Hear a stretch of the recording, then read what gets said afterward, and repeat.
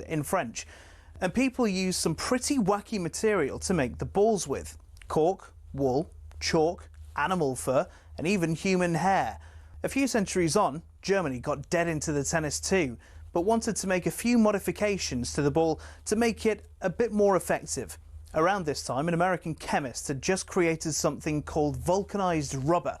Out of that, people started developing air-filled rubber balls, which were properly bouncy, but either red or grey in colour. These were manufactured in Melton Mowbray. That's right, the home of the pork pie. One problem, the balls kept on breaking on impacts with the racket. The call of new balls please seemingly coming over every other point. Step forward English lawyer and tennis enthusiast John Moyer Heathcote, who suggested balls be covered in flannel to stop them from degrading.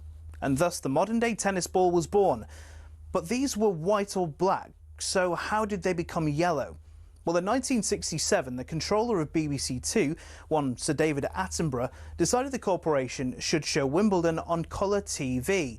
He got his wish and it was wired into people's homes across the country. The only sticking point, the white balls were nearly impossible to see on the screen. So the International Tennis Federation, sensing an opportunity, started developing a new ball that would be visible even without the need for 4K LED displays. Not that anyone had that in the late 60s. After rigorous testing, they came up with the colour optic yellow and decided every ball be coated in that colour from there on in. And there you have it. Tennis balls are yellow, all because Sir David Attenborough wanted to watch Wimbledon from the comfort of his own front room. You could say the ITF aced it.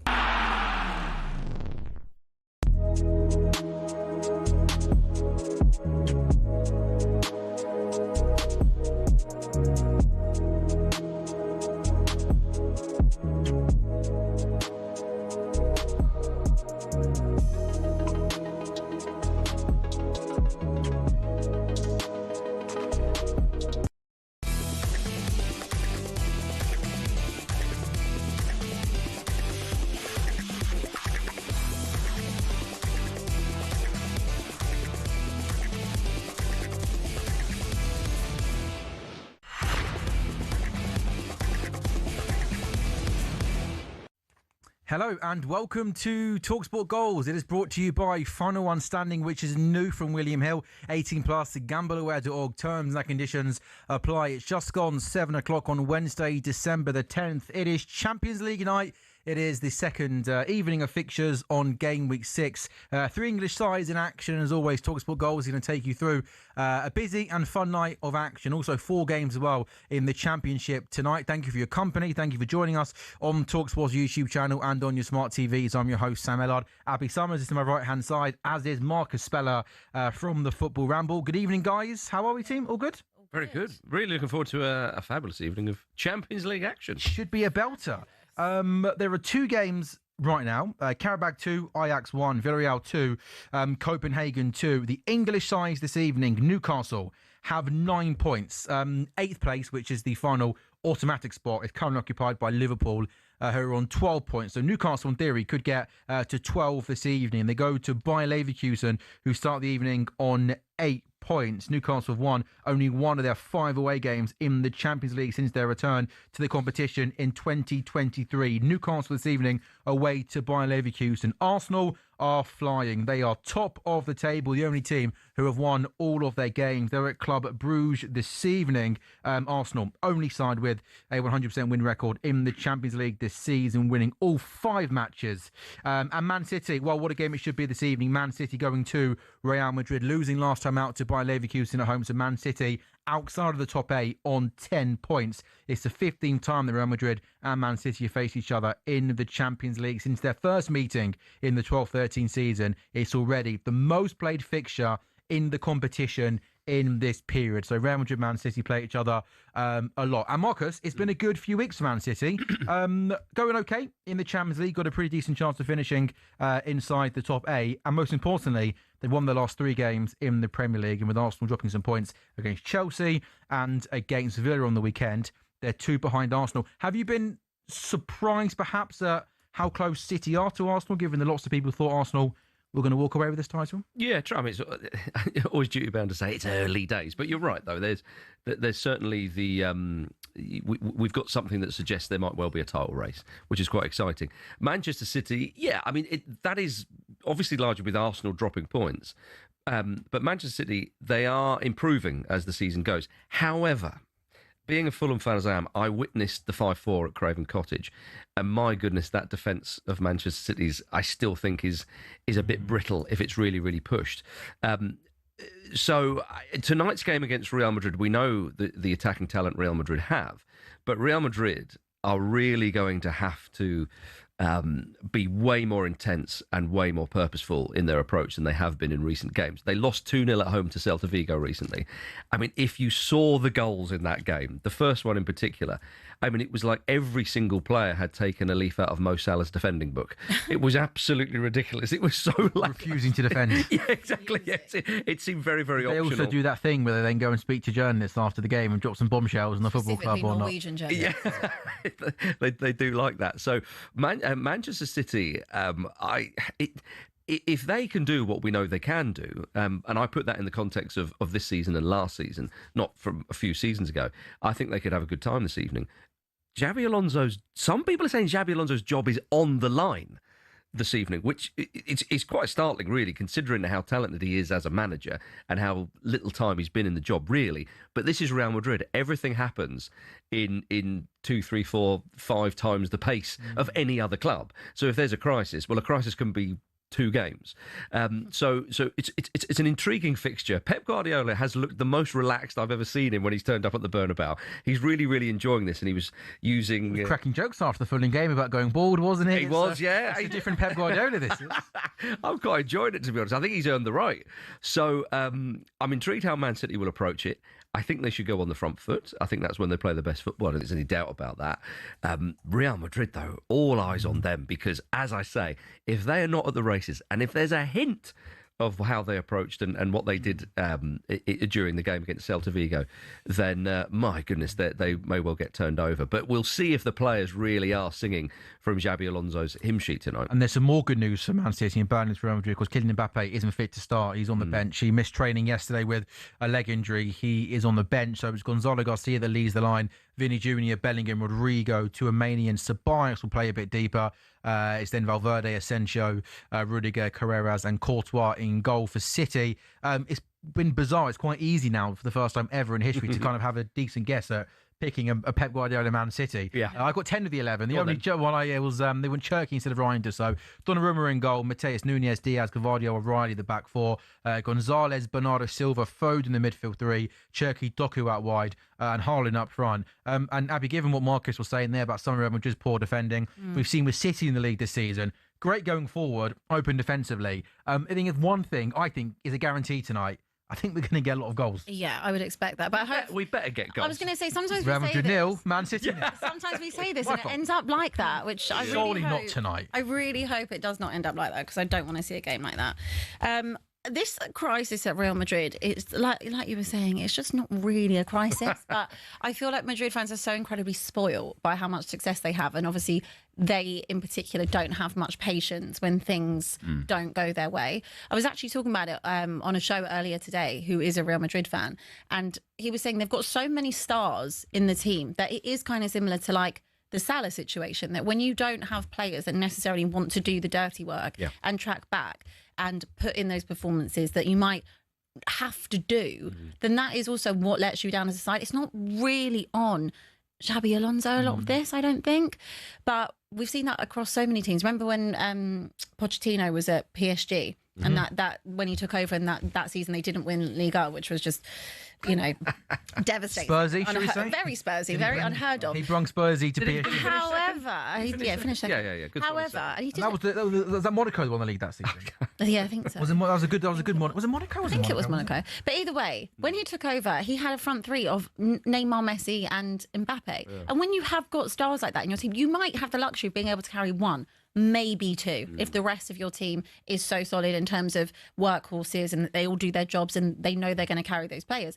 But when you've got like 4 or 5 and you've got like a kind of second coming of like the Galacticos, the game is very different now. You don't have the luxury of being able to carry those players. And he was saying to me that he's seen games, for example, the Olympiacos game, or maybe it was the Elche game, that you can be 1-0 down or 2-0 down, and then they decide they're going to switch it on and play all of a sudden. And then they get themselves back into the game because they've got far better players and far more talent. They can do that. But why can't they do that for the whole entire game? He said it just looks like they can't really be bothered to play football a lot of the time and overexert themselves. But I don't necessarily think it comes back onto Xabi Alonso. Like, we know he's a good manager. We saw what he could do in Germany. So for me, it's just a bit of an interesting one. But when you have got so many stars, it's very questionable. On City, the side kind of does pick itself. Like, you're absolutely right. They are very weak at the back. I was having another conversation about Rodri. A City fan said to me the other day that he doesn't think they need... Should we just go back and play out some of your best basically, bits? We'll just play out my week's work, shall we? But basically, he was saying that he doesn't we'll do feel... the ramble at 15:15, okay? He doesn't feel like they necessarily need Rodri. And I was like, what a ridiculous statement that is. Like, any team would. You don't blame Flex? No, Flex was telling me about that today. Oh, he was telling you about it? Yeah. It was such a ridiculous statement. Given how... I mean, if a lot will depend, right, on when Rodri comes back, what type of Rodri it is. But given how, I actually think Nico Gonzalez, as the season's going on, I think he's settling a bit more and more. Of course. And looking more on solid. And he's a great player. However, I think what he was the point this guy was trying to make, right, was that they don't necessarily need Rodri because now they've learned how to play without Rodri. So I think I'm going to give them the benefit of the doubt that that was what he meant. Okay. But I think the way he was coming across was like, they don't need Rodri anymore. Rodri's not going to probably come back the same player he was before that. But let's not forget, Rodri made that City team. Like, he was that entire cog in there. And we saw how much they fell apart as soon as he got injured. They have not looked remotely the same since in terms of quality and that strength that they had in midfield. Rodri is essentially two players in one. Yes, they've got used to playing without him and they've had to cope without him, and we don't know what he'll look like. But you can't remotely say that they wouldn't need Rodri back in your side. Like, Nico Gonzalez, is, with all due respect, can't even lace his boots. Oh, I mean, Rodri, he won the Ballon d'Or. Yeah.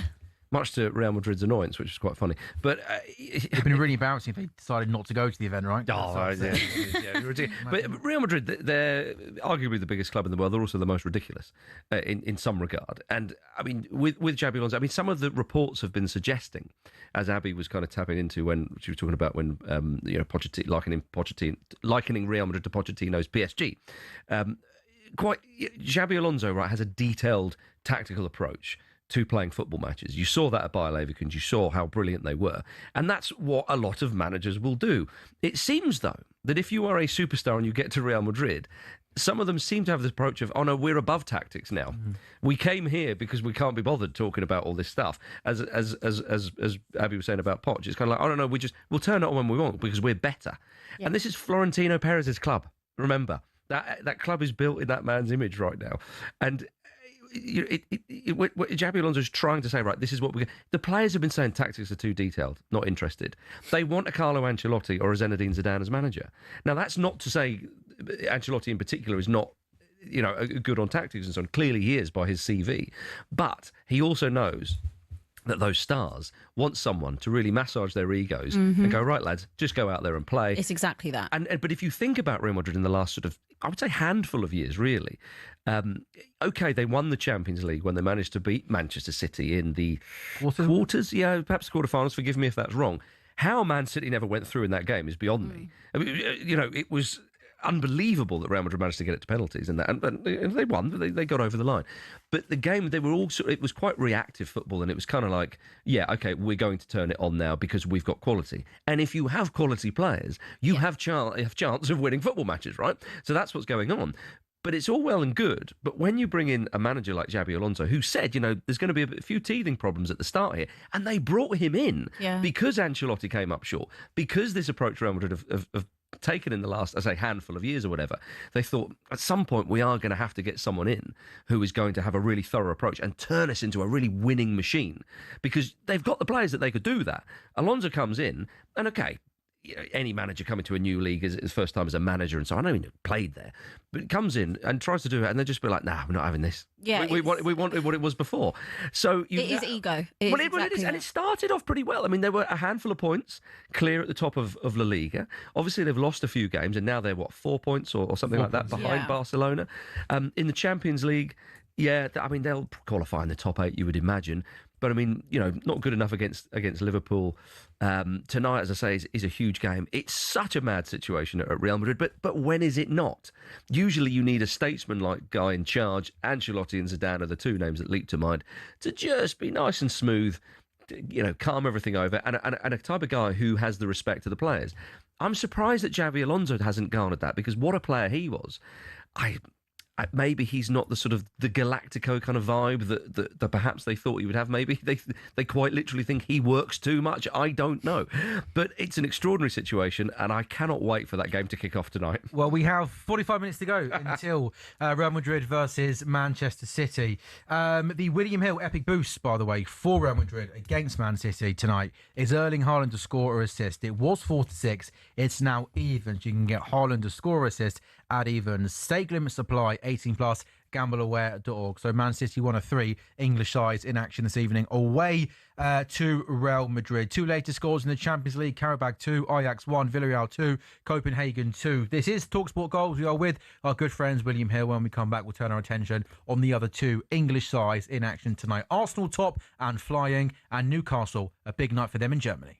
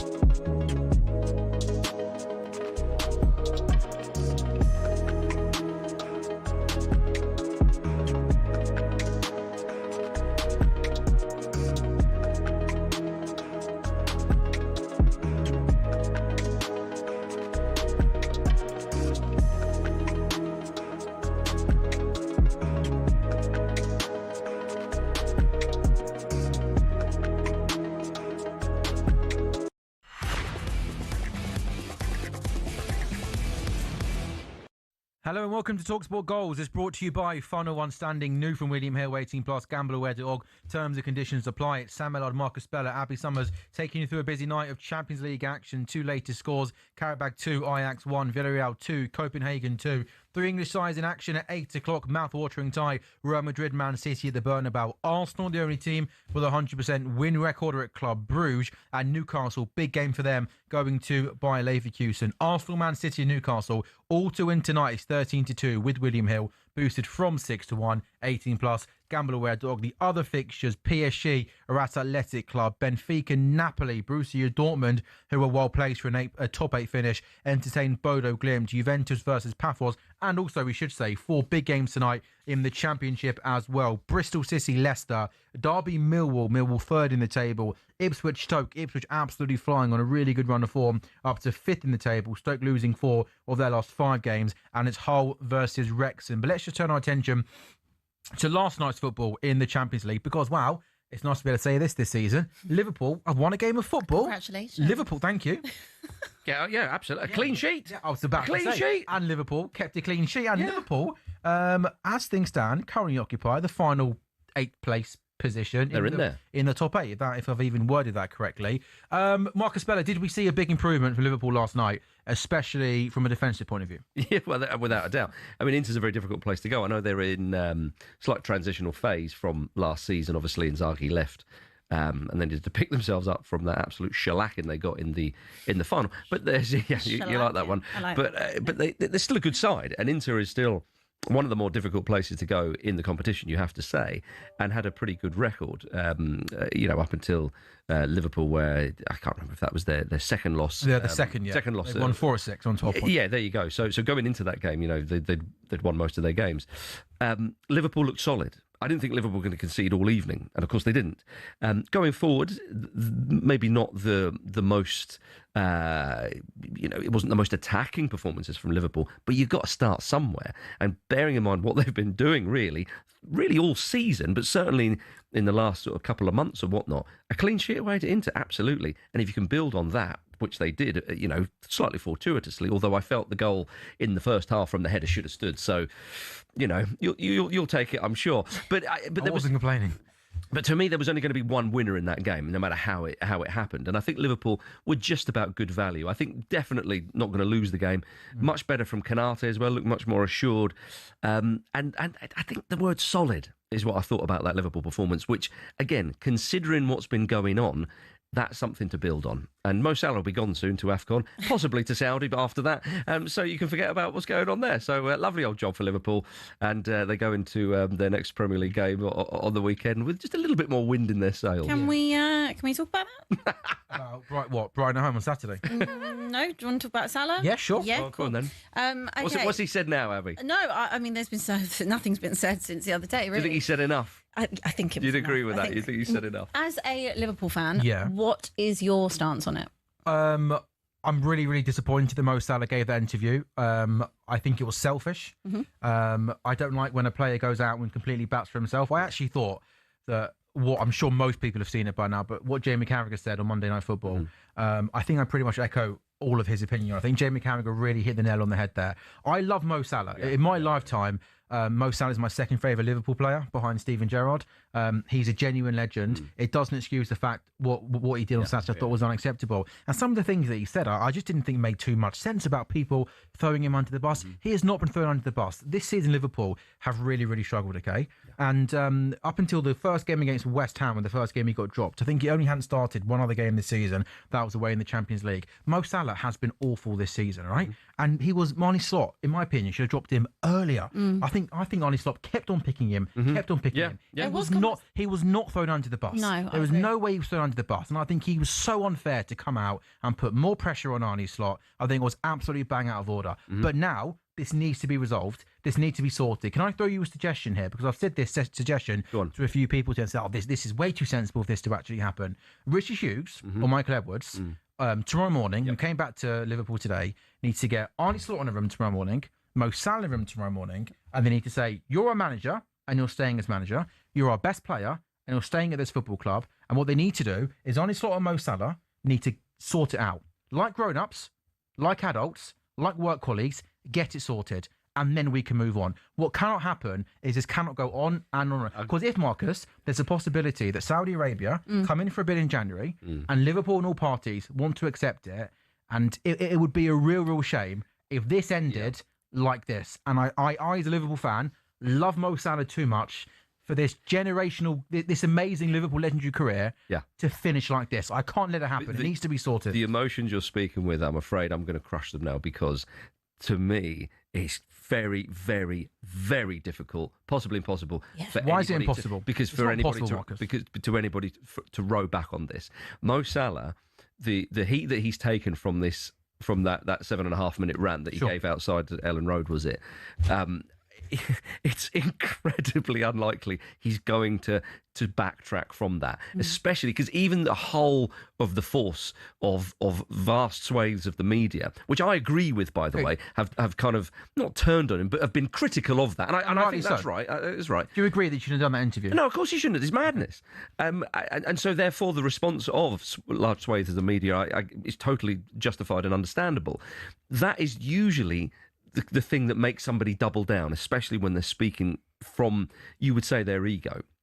I think it's way more likely, and this is, if I was in the corridors of power at Liverpool Football Club, I'd be thinking, right, I'd be picking up the phone and go, "Hey, Saudi, you remember that offer that you gave us?" I love that we refer to at any football club in Saudi. It doesn't matter which one you go. Exactly. Nobody cares which one. As long as we get £100 million, who cares where we're going? And I would. So, Marco, can I ask you one question? Go on. So, if Richard Hughes said to Mo Salah tomorrow morning, this is either going to go two ways. You're not going to apologise. I'm going to say you in January, and you're going to be gone. You don't get a farewell at Brighton. You're off. Or you apologise to Mo Salah, and we'll try and either get you back in the team, you get a send-off in on Saturday like he deserves. You think Mo Salah picks the first one. You think Mo Salah would be happy to go out the back door, given he's been Liverpool for the best part of a decade, won everything, and been probably the best player in the Premier League in that time. Yeah, I don't think he'd be happy to.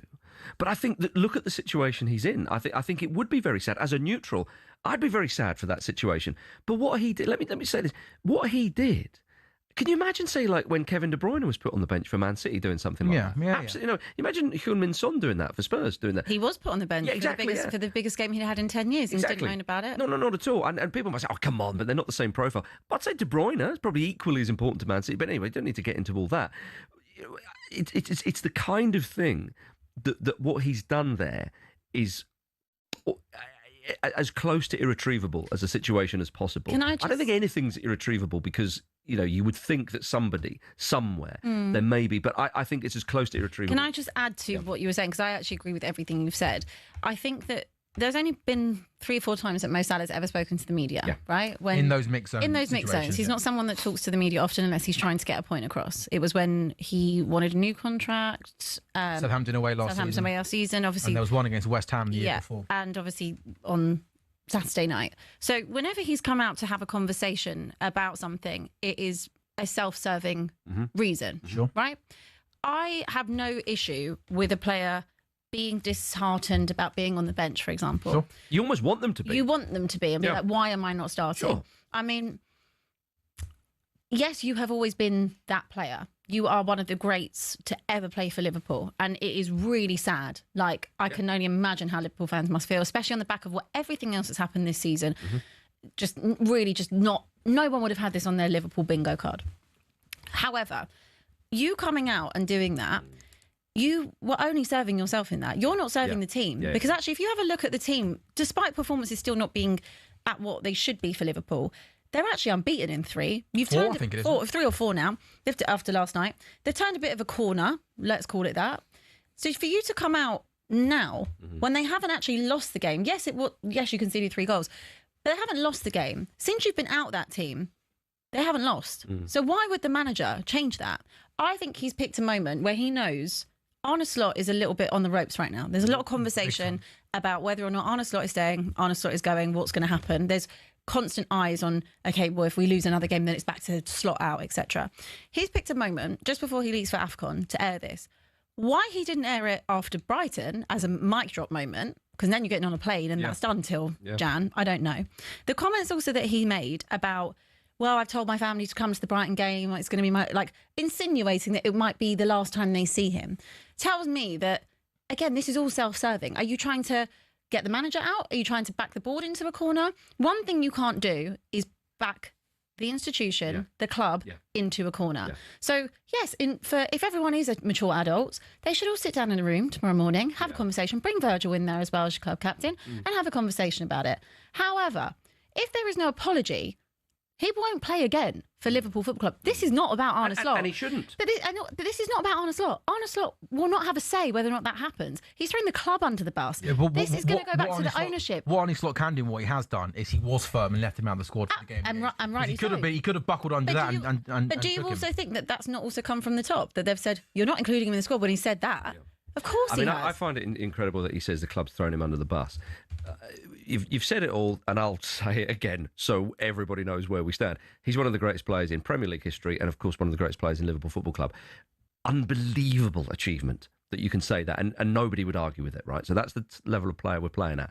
And Carragher himself said that group of players that you'd maybe put him as very close to Messi, Ronaldo, and maybe Mbappe in there as well, they should be treated a little bit differently. He's been treated differently on the pitch for a long time, 100%, because of the tactics. You look at how Klopp would set them up, obviously with Alexander-Arnold behind him doing his thing, Jordan Henderson being his own legs and Salah's as well for ages. Last season with Szoboszlai, what he was doing.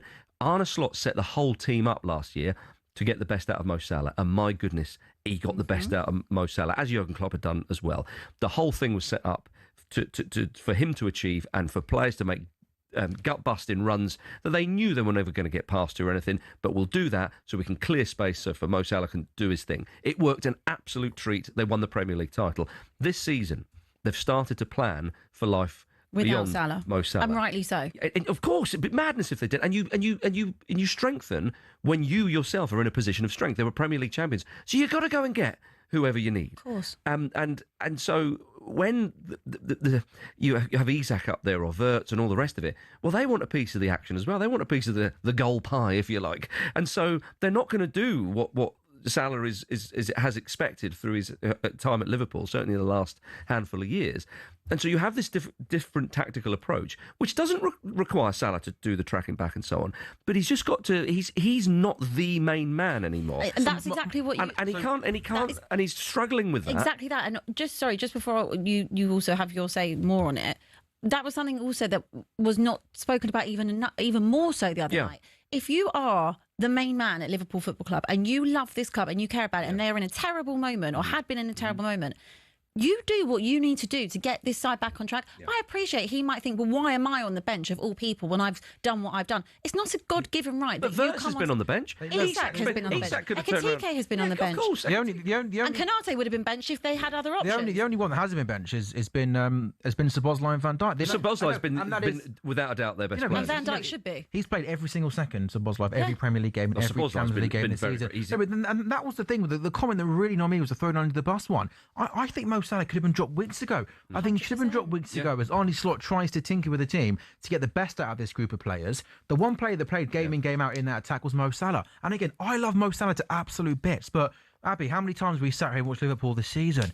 He doesn't just look out of form. He looks like his form's fallen off a cliff. That first touch has been poor.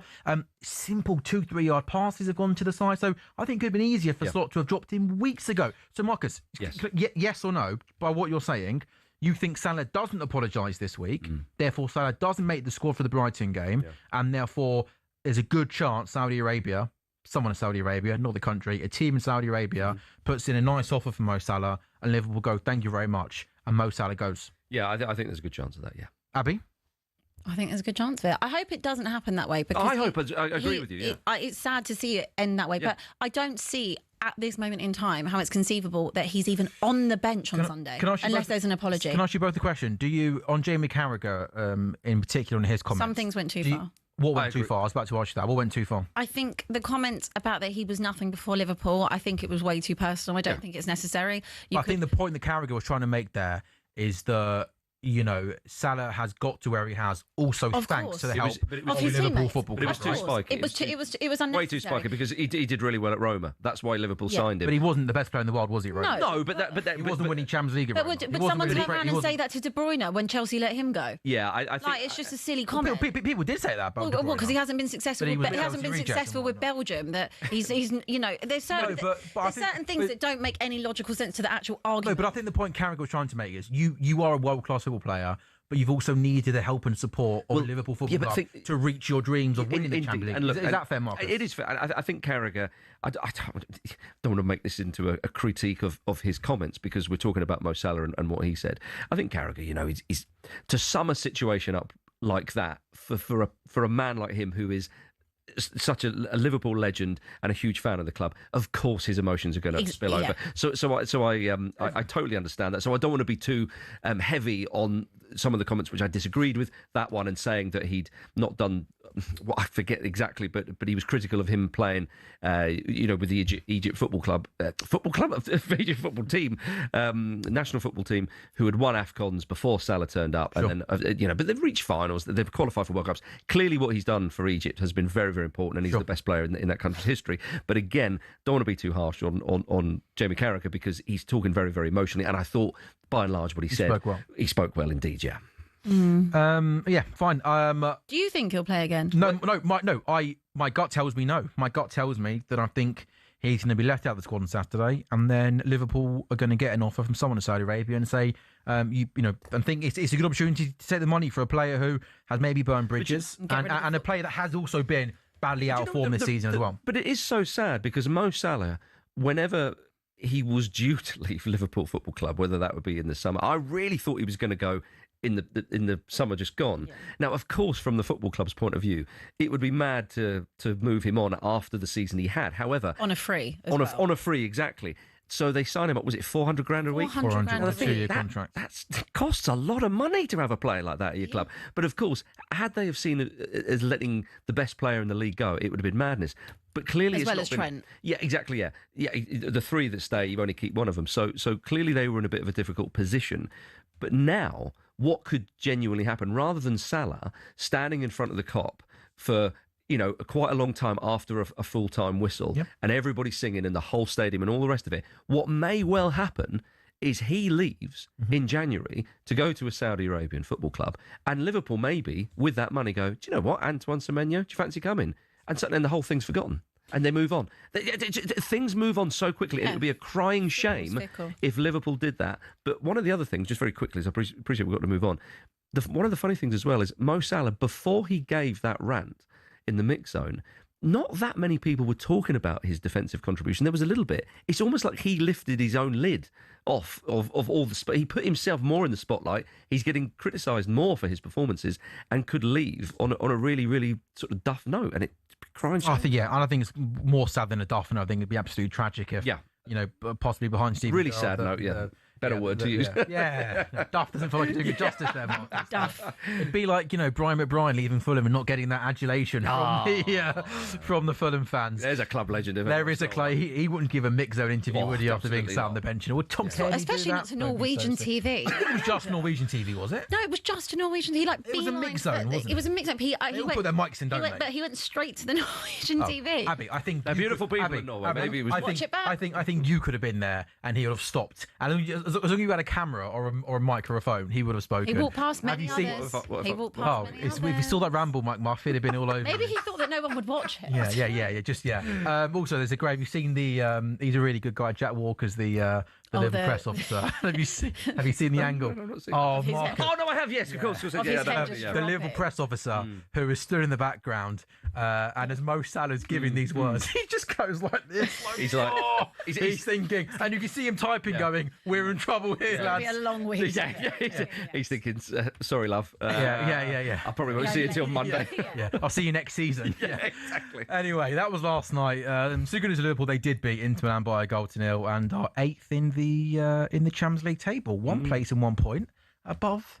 Is that right? A Tottenham 9th in the Champions League table, 11 points, It's not bad. No, it's not bad at all. Hold that thought, Abby. You're going to get your moment. This is talkSPORT Goals. We are with William Hill, brought to you by Final One Standing. It's new from William Hill, 18+. Gambleaware.org. Terms and conditions apply. 2 results in the Champions League. Karabakh, they were the team that got off to a great start, weren't they? Not anymore. Another defeat for them today, losing at home to Ajax. Well, they're not a particularly good side in terms of Champions League, so, no offence to all of our Karabakh listeners. I hope Marcus Fellington didn't upset you with that. And Copenhagen. Minnows. And the minnows. Champions League minnows. Like Fulham. Not even Champions League. Steady. Premier League minnows. And Copenhagen have won 3-2 at Villarreal. Arsenal. It is. It's a very, very good victory. Some epic boosts, another epic boost to bring you. Let's do the Bayer Leverkusen Newcastle game. The William Hill epic boost for the Newcastle game is Nick Voltemara to score or assist. That was 6-4. It's now evens. Stake limits apply. 18 plus at gambleaware.org.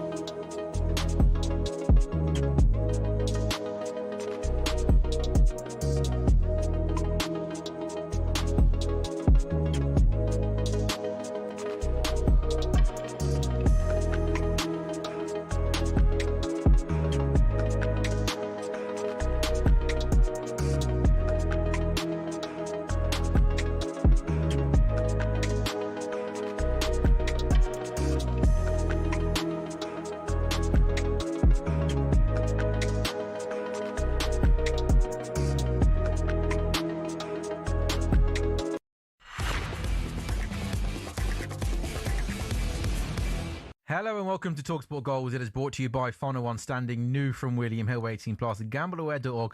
Terms and conditions apply. I've said that line, Abby, probably 150 times a season. Yeah, I still read it off a piece of paper. I know. Which is, I don't really know why. It's like I probably know it, don't I, by now? Go on, try. Huh? Try and do it without looking at it. Hello and welcome to talkSPORT Goals, brought to you by Final One Standing. It's new from William Hill, 18 plus, Gambleaware.org. There we go. Did look down slightly. But No, I promise you I didn't. I promise you. If you have another boost, it's Sam Ellard, Marcus Speller, Abby Summers with you until 10, taking through a busy night of Champions League action. Where should we go now? The William Hill epic boost for Club Brugge v Arsenal is a Berit Chiese to score or assist. It was 8-13. It's now even. Stake limits apply. 18 plus. Gambleaware.org. 2 results to bring you. Karabakh 2, Ajax 4, Villarreal 2, Copenhagen 3. The other 7 games starting at 8 o'clock. Athletic Club v PSG. PSG are 4th in the table. Bayer Leverkusen versus Newcastle. 1 point separating the two sides in the league table. Newcastle winning only 1 of their 5 away games in the Champions League since their return. Benfica versus Napoli, 2 sides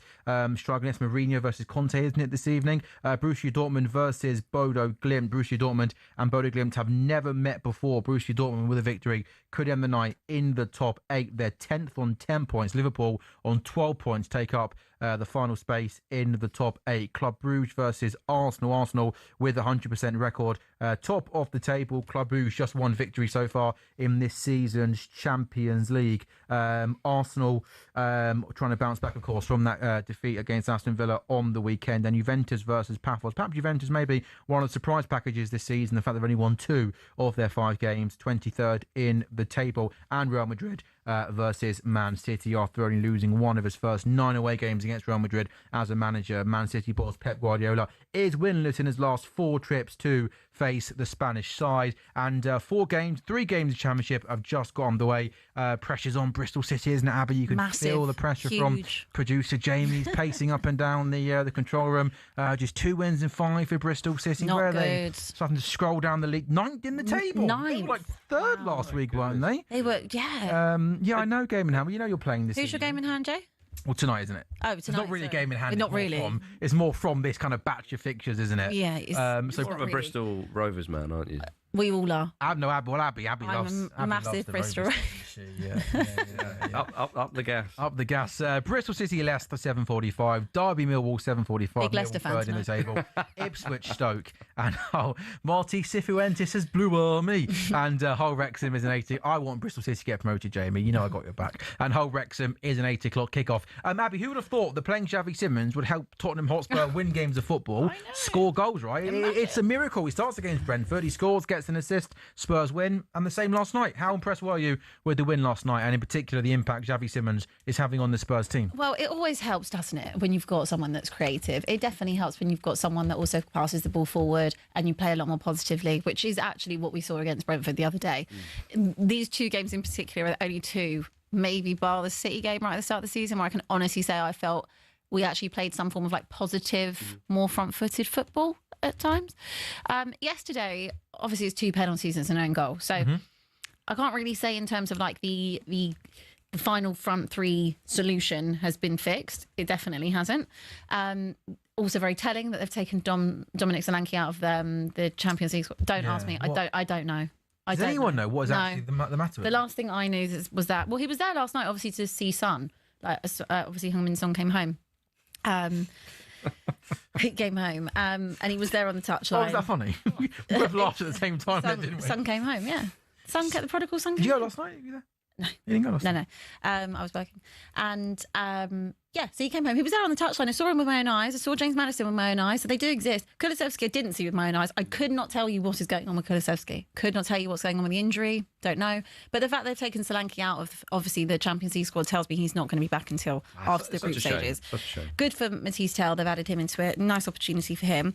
Xavi Simons looks a lot better last 2 games. I think it's like what's the word? He's not obviously going to be the most physical player, and we've called him out for that quite a lot, being very weak. But I think I'm seeing a lot more like hunger, desire, a lot more confidence as well. I saw think that with the goal against Brentford. Yeah, he created it himself, really. Yeah, that the game challenge. the other day. It felt like I'm enough. I'm getting involved. Well, which we needed to see. That's Yeah. what we needed from Xavi Simons. And over the last couple games, we saw parts of it in the Copenhagen game a few weeks ago in the Champions League, but in the Premier League the other day, that's what I saw from him. It's the first time I've seen him get bodied off the ball and say, actually, no, I'm getting back up. I'm getting involved in this. Obviously, great goal as well. Assist in the game. Brilliant. Same as last night. Won the penalty, scored the penalty, and was just looking a lot more positive. And everything should be going through him. That is what I'm looking for when it comes to Xavi Simons. That's what I need in a 10. So it helps when you've got legs. It helps when you've got runners. It helps when you're being more front-footed and positive. And, I hope that this is a turning point. It will be a difficult game on Sunday when we go to Forest. I expect that to probably be a little bit more pragmatic. I expect Thomas Frank to probably be a bit more pragmatic in that game. When we're away from home, he has tended to be. But you have to be starting an attacking player. Like, how else do you expect to get any joy out of any of those front attacking options if you can't even get the ball to them? And I think it's also helped not having Bentancur and Pellinia together, because you don't actually need to have both. You can have a double pivot with not so much emphasis on being so defensive. I think you can have a Gray there, or you can have a Bergvall there, or you can have a Saar there like you did yesterday. At least you've got an out ball. You've got an outlet to give the ball to Xavi Simons. You don't need to have both. They're 2 immobile players in that sense. Otherwise, where is your movement? Where is your options coming from? So all in all, it was a good performance. It's one I probably wouldn't watch again. It didn't set my life on fire, but it was good. And we're going well in the Champions League. Like, we've got such a parallel form at home in the Champions League than what we do, obviously, in the league. Much like last year. Much like last year. Not as bad as last year. Maybe. Who knows? Who knows? Rack up those European trophies, right? Maybe that's the goal for the season. Finish 17th.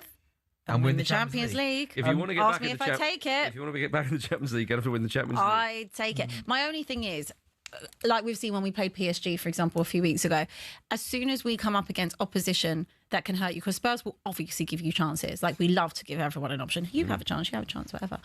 Back-to-back clean sheets, Abby. It is back-to-back clean sheets. But whenever we are going to face someone in the Champions League as this goes on, we will rue the chances. Slavia Prague, like, no disrespect to them, but they've played Arsenal. I think they played Arsenal a few weeks ago, didn't they? Oh, yeah. They played us. Again, nowhere near it. They had chances last night. Yeah. And if they would have had more quality, they could have hurt Spurs. They could have punished us. But luckily for us, they weren't able to. However, when we played PSG a few weeks ago, great game, 5-3. Two of those were our own doing with Romero. But if you give another team those options and those chances and they can convert them, they will hurt Spurs. And I think as we go more into this competition and face less Europa League style opposition, which is actually a lot of what we've actually faced in the Champions League. Apart from that PSG game, we've had quite a nice run. We've got Dortmund next. I'm pretty sure Mickey van der Ven is missing and that. I think Frankfurt away as well with us. Yeah, which is another team that we played on the journey to the Europa League. But missing Mickey van der Ven for Dortmund, difficult. I'm really happy for Thomas Frank. I mean, we spoke a lot on the show, Abby, about you and other Spurs fans that already kind of felt like they'd made their mind up on Thomas Frank, and I thought, and I appreciate that some of the football had been quite poor, in particular that Chelsea came at home, in particular very poor, the Arsenal game away. But I'm happy for him. I really, there's been a few. Wolves. No, it had been poor, but I think the idea of sacking him so early on in the season, or even getting rid of him, was so unfair. I think for me, he proved at Brentford over a pretty long period of time what a good coach he was. I think for any manager to come in, have your three best attacking players in Kulusevski, Maddison and Solanke all out injured, I think any manager will struggle with that. And I think he needed more time and deserved more time to come in, work out the combination of his best midfield three. And I do actually think he's a good coach. And I really do think long term Spurs are going to be better with him. Were you surprised, Marcus, that it had turned quite toxic so early on at Spurs? Or slightly? I thought it was a good appointment. I think with Frank, it was always a case of can he make the transition to managing Brentford to Tottenham Hotspur, and obviously takes over Spurs for a new manager at quite a nice time. They're quite a low ebb. Didn't have a particularly tough act to follow, certainly in terms of the Premier League position, right? And they were given Champions League football. Now, the Champions League thing is an interesting one because you don't want to waste that. However, Spurs realistically are not going to go and win the Champions League. But you think, do you know what? You put a bit of a run together. You find yourself in the knockouts. You can give everybody a bit of a journey and a bit of cheer there. Can they get back into the Champions League? That's where they're going to be really judged in this Premier League season. I think with Frank this year, like I say, it is a bit of a transition because last year was just so mad. It was just crazy. And in terms of Premier League, it was really poor. Let's be honest.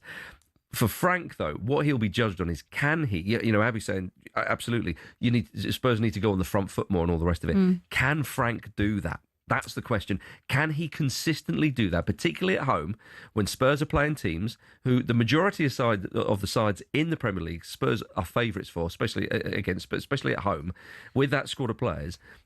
Slight majority. Can they do that? Because they have to. That's the long-term strategy. I think we saw that. I think Jamie Carragher did a good piece of Monday Night Football on Saturday about the intent the Spurs showed. He even worked out timings of how long it took them to take a throw in. Yeah. And it was something like the quickest amount of time a team. And I just think you could see a bit more intent, couldn't you? That's exactly what it is. Needed. When we've spoken about Thomas Frank, I have said I wanted him to prove me wrong. The way it was looking was I can't watch that football. I'm sorry, but I can't. I can't look at the performances against Chelsea and Arsenal and Wolves and Fulham, etc., and put up with that because you wonder what he's trying to do there. Well, fundamentally, I can't put up with the style of football like that. Like it's been so terrible at Tottenham for so long. I'm like, if I'm going to have a manager that's going to lose games, at least let me lose it in style, or not even style. Like at least. No, but I get what you're saying. Because actually, last season wasn't even in style. Like it wasn't. We lost 22 times, and we've gone so far away from. Yeah, but Andrew was an attacking manager when he was, but last season we actually went so far. It wasn't even really what Ange stood for. If we were losing games like we did the season before that in Ange's first season, I could have dealt with that. But I couldn't. Like last season, we were just—I don't know what we were. They were just going out there because they had to fulfil the fixture, and they were only really bothered about the Europa League. Fine, but I can't get behind. I can get behind pragmatism if you're winning games. If you're not winning games, I can't get behind it. But I want him to prove me wrong, because I've sat here and I've said I think he's a very good manager. I've seen what he's done at Brentford. I like the player development. He's really good when given the time. I just know that the way that Spurs and Spurs fans have suffered, despite the Europa League, that little one moment of happiness in 17 years, we've suffered so much. So if you're gonna be in charge, I have to see some progress. I have to see some forward passing at the bare minimum.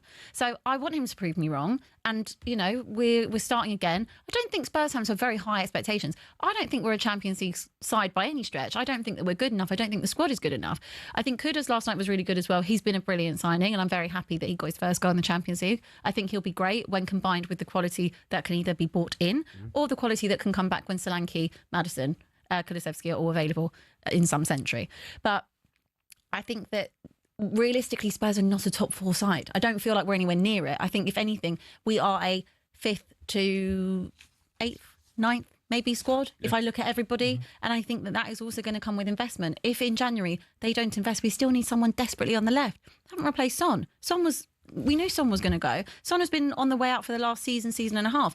Why have we not replaced anyone on the left and brought someone in with quality? This is the first side in years and years and years that has not had one star quality player. And that's a shame for Thomas Frank, because that's not his fault. I could even say that Ange, I can put in that bracket a little bit as well. But they need to help him out. And that will hopefully then start to get more out of Thomas Frank. Spurs are 1 place and 1 point outside of the top 8. They go to Nottingham Forest this weekend in the Premier League. We are 3.5 minutes away then from 8 o'clock. There's 1 goal in the Championship. Jane Philogene has given Ipswich the lead. They look set to carry on their really impressive recent run of form. So we'll take one more quick break then on talkSPORT Goals. And then when we come back, Man City at Real Madrid, Newcastle at Bayer Leverkusen, Arsenal at Club Brugge, Champions League football is here.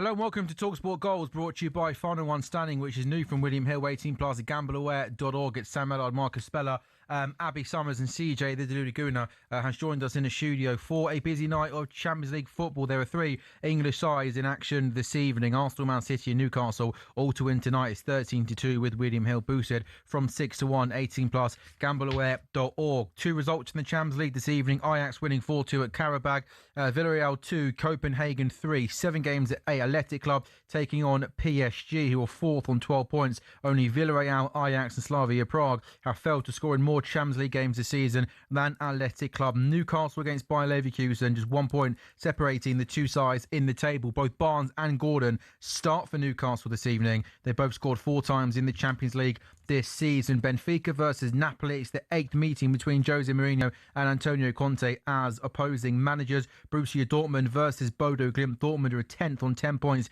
and could finish the evening inside the top 8. Borussia Dortmund's previous 6 games against Norwegian sides in European competitions have seen a total of 33 goals scored. That's an average of 5.5 goals per game, perhaps more goals this evening in Germany. Club Brugge versus Arsenal. Arsenal the only side with a 100% win record in this season's Champions League. And Juventus versus Paphos in the... Oh, and also I shouldn't forget as well, Real Madrid versus Man City. Man City have lost their last 2 games against Real Madrid, suffering defeats home and away against them in last season's playoff round. So all those games have just got underway then in the Champions League. In the Championship, 7:45 kickoffs, Bristol City 0, Leicester 0. Leicester have won 3 of their last 4 league games against Bristol City. Derby versus Millwall. Millwall starting the evening 3rd in the table. Ipswich are 1 up at home to Stoke. Stoke have lost 4 of their last 5 games. And Hull Wrexham is an 8 o'clock kickoff. Both those sides only a couple of points off the playoff places. Hull have won just 2 of their last 13 league games against promoted sides. CJ, talk us through the Arsenal team this evening. A slightly different looking Arsenal side this evening, and I guess most notably is that Christian Norgard is going to play at centre-back. I mean, Sam, you know, I might sound mad here, but I've actually been calling for Norgard to play centre-half. I think needs must. I think he's got the technical and physical qualities. And the key word there is needs must. Like, we've been begging Mikel Arteta to rest players. Tonight provides an opportunity to do that. We're in that kind of weird situation as Arsenal fans where some players need to obviously be rested. Other players, the Norgards, the Yokerezes, the Maduekes, for whatever reason, need minutes in the legs. And obviously, when you've won 5 from your last 5, there is a bit of a cushion to do that for Mikel Arteta. But I might be a bit stingy here. I want to win. We're all aware of what happened against Aston Villa. I do want 3 points. I do want that clean record in the Champions League to maintain. So yeah, opportunity. I'm happy to see, because this will probably be one of the only days that Declan Rice actually gets the night off, full stop. A goal in the Championship. Leicester are 1 up away at Bristol City. Jordan Ayew scoring a penalty. Why are you laughing? Sorry. It's so mean. It's not me. It's so not mean at all. Remind me who you picked first game of the season on Last One Standing, Jay? Thought so. You picked Burnley. Yeah, I know. Yeah. What made you think of that? Because you said don't be mean. Oh, yeah. No, that was rogue from Jamie. They haven't kicked the ball yet, Jay. Sorry. I think he meant don't be petty. Oh, he's given a penalty to Real Madrid. Already. We are 1 minute 45 seconds into the game, and Vinny Jr. has gone down under a challenge in the box, and the referees immediately pointed to the penalty. It was quick feet. He took it past the Man City player. A leg was handed. I think, is that Phil Foden who gives Bernardo Silva gives the ball away in a dangerous position. Vinny Jr. goes past Mateus Nunes. This angle will tell us how much contact there is. Yeah. Is it outside the area? You know what? So Mateus Nunes, VAR's got to have a look at that. definitely has outside the area. And Vinny Jr. I reckon that the initial contact there is outside the box. What on earth? Depends on the camera angles. What on No earth way. is he doing? I mean, he's Yeah, it's a free kick, surely. So the referee is going to have a look at. I think he's given the free kick. He's given the free kick. He has given the free kick. Yeah, he did look outside the box. But what is Nunes doing? I mean, it's such a lazy tackle. Not so defender lucky. by trade. I guess that's the risk you take. No, CJ, there's common sense. You're right, Marcus. But he's been playing right back all season. Yeah, but he's done pretty well. I guess. Sure, so I'm with Marcus. But I can understand that as a clumsy challenge, a challenge late on or something. The game's not even 2 minutes old. It's silly. It's silly at the Bernabeu. And also one other thing that I love, how quick did they decide they came to that decision? Yeah. I mean, that was literally 20 seconds. I'm very critical of the rest, but The you know referee- what? You have to give fair play where credit's due, man. No, I'm saying it was nice and refreshing that we didn't have to wait 4 Yeah, that's why I'm minutes. giving them It the was- credit. It was really 'cause nice, I've but been yeah. very critical We're all of it. agreed with that, Sam. Yeah, We're all yeah. agreed with that. But I mean, I suppose that's a That's a binary one, isn't it? Was it inside or outside? I know offsides can take a while, but that look, we all thought that as soon as we saw it. Credit where's you, yeah. But it was That outside. still But, sometimes doesn't stop them, though, does it? well, look, but it's still a chance for Real Madrid here. I mean, we were talking earlier about the lack of intensity in that game against Celta Vigo when Real Madrid were at home and they lost 2-0. And as I say, anybody saw the goals and the manner of them, my goodness, it was genuinely embarrassing. Well, you've got to say they've started well. The free kick comes in, and it's deflected and gone wide. But they're up for it, Real Madrid. How long that will last for is, it will remain to be seen. But a very, very fast start from Real Madrid indeed. And, Donnarumma was quite happy to see that one flash past the post as it took a wicked deflection. But what a start to the game in Madrid as well. I mean, I was saying I think I'd fancy Man City for this one.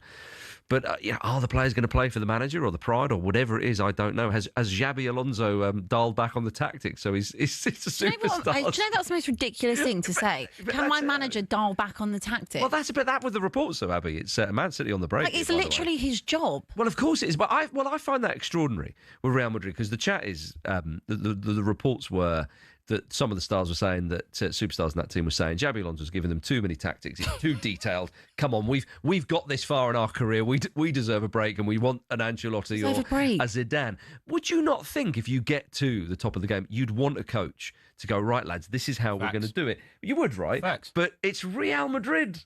It's an absolute basket case of a football club. Despite being probably the biggest football club in the world, it is made in Florentino Perez's image, and that's what they demand. But do you know what that says as well, Marcus? That as much as Xabi Alonso might have tactics and skills and acronym and all of those kind of things, it's got to manage egos. Like I agree with what Abby said. Like, what do you mean? There's like too many tactics and things. Like Real Madrid are a team expected to not only win the domestic league but the Champions League day in day out, and some of these players have won several. You've seen Carlo Ancelotti, you've seen Xabi Alonso, which are two worlds apart. You've got no right to say that. If you're top of the league and winning every game, great. But football career, sure. What do you mean too many tactics? Even if we're here for a good time. Yeah. Even if you're top of the league, even if you're top of the league or not, you still need a football manager. Otherwise, what's the point? You might as well just have Florentino Perez be the coach and say, guys, just go out there and do what you want. Well, really. Chelsea didn't need a football manager when they won the Champions League, did they?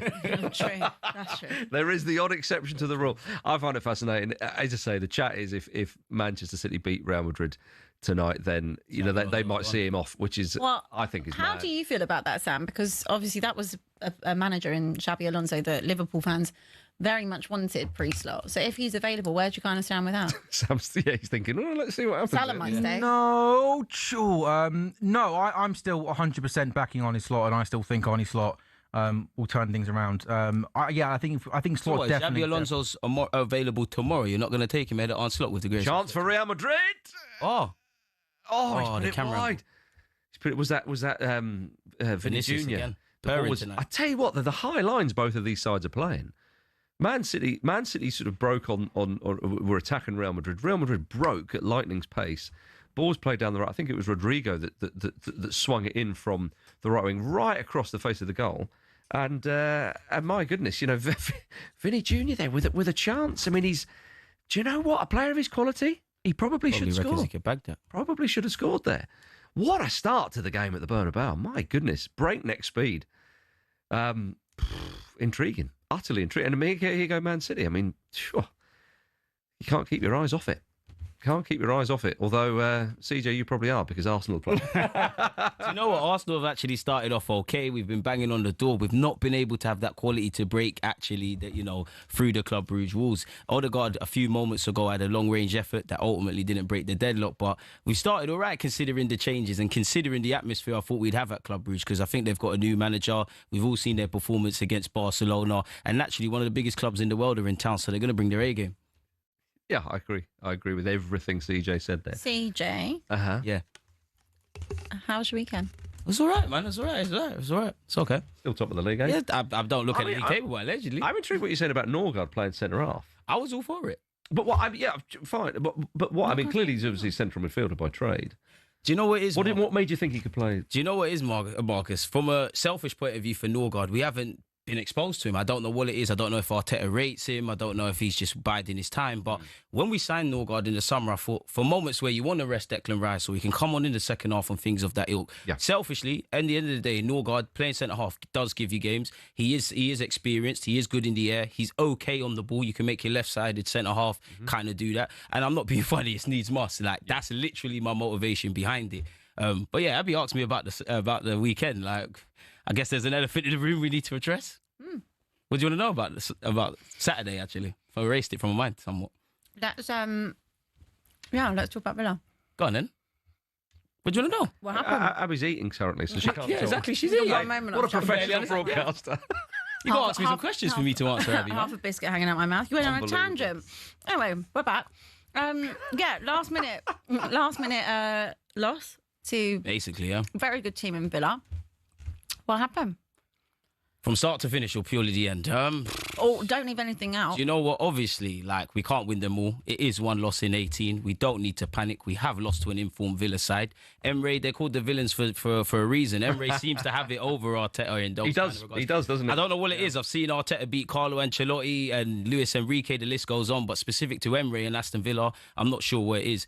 Personally, I think it just wasn't our day. We know the other wider context is as to why we had the playing level. But I guess Abby wants to know, isolated to the 90 minutes and what we can control, why we didn't win. We simply weren't good enough. Emre's changes were better than ours. We got ourselves back into the game in the second half and obviously equalised. We just weren't at the races. It's obviously gutting to concede the goal we did. Of course, you know, we're on our bare bones and things of that ilk, but it just didn't happen. I do think the players out there were good enough to win. I do think the manager maybe could have been a bit more proactive. I think the only positive was actually Trossard coming off the bench and bagging. It's just bad day. You know, Villa are also and they're a fantastic outfit. on a great run. Yeah, fantastic outfit. And they're in very good form. You just said about him being proactive. Did you not feel that he was proactive at half time? I feel he had no choice because, again, Marino and our players, they're down to their bare bones. Like, they're literally, they're walking, like you can see they're shattered. In the game, we needed to make changes. I do think Arteta could have changed things in the first half, not necessarily in terms of the personnel, but in terms of the system. I think I just think we could have got a lot more down the right-hand side.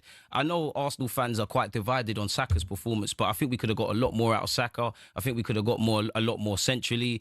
I think we could have asked Zubamendi in that game because there was a lot of moments he was getting the ball, but then he's going backwards. I will say our centre-half pairing, as much as we got depth, they look like they've played with each other for the first time. I'm a big fan of Hincapié and Timber, but we just weren't at the races, Abby. Like, genuinely, were not at the races. Regardless of if it's injuries or we need to rest players and things of that ilk, we just dropped points. And for me, we can't win them all. And I don't think there's any reason for us to be negative about Arsenal. But when we have taken, like, licks along the road or drop certain points, it has been in the away games. So just generally, I need Mikel Arteta to do a bit more away from home, because that's with Sunderland now, the Chelsea game, Liverpool earlier in the season. I just think there's something in us away from home at the moment. I don't think Arsenal are going to have to be perfect. Have you? I'm not done. We'll keep going. Let Marcus have his moment. I might have the rest of my biscuit now. I'll have my moment while you have. Fair enough. You have a sweet treat. But I think it's unlikely that a side is going to have to be perfect this season, as we've seen in previous seasons. Exactly. So,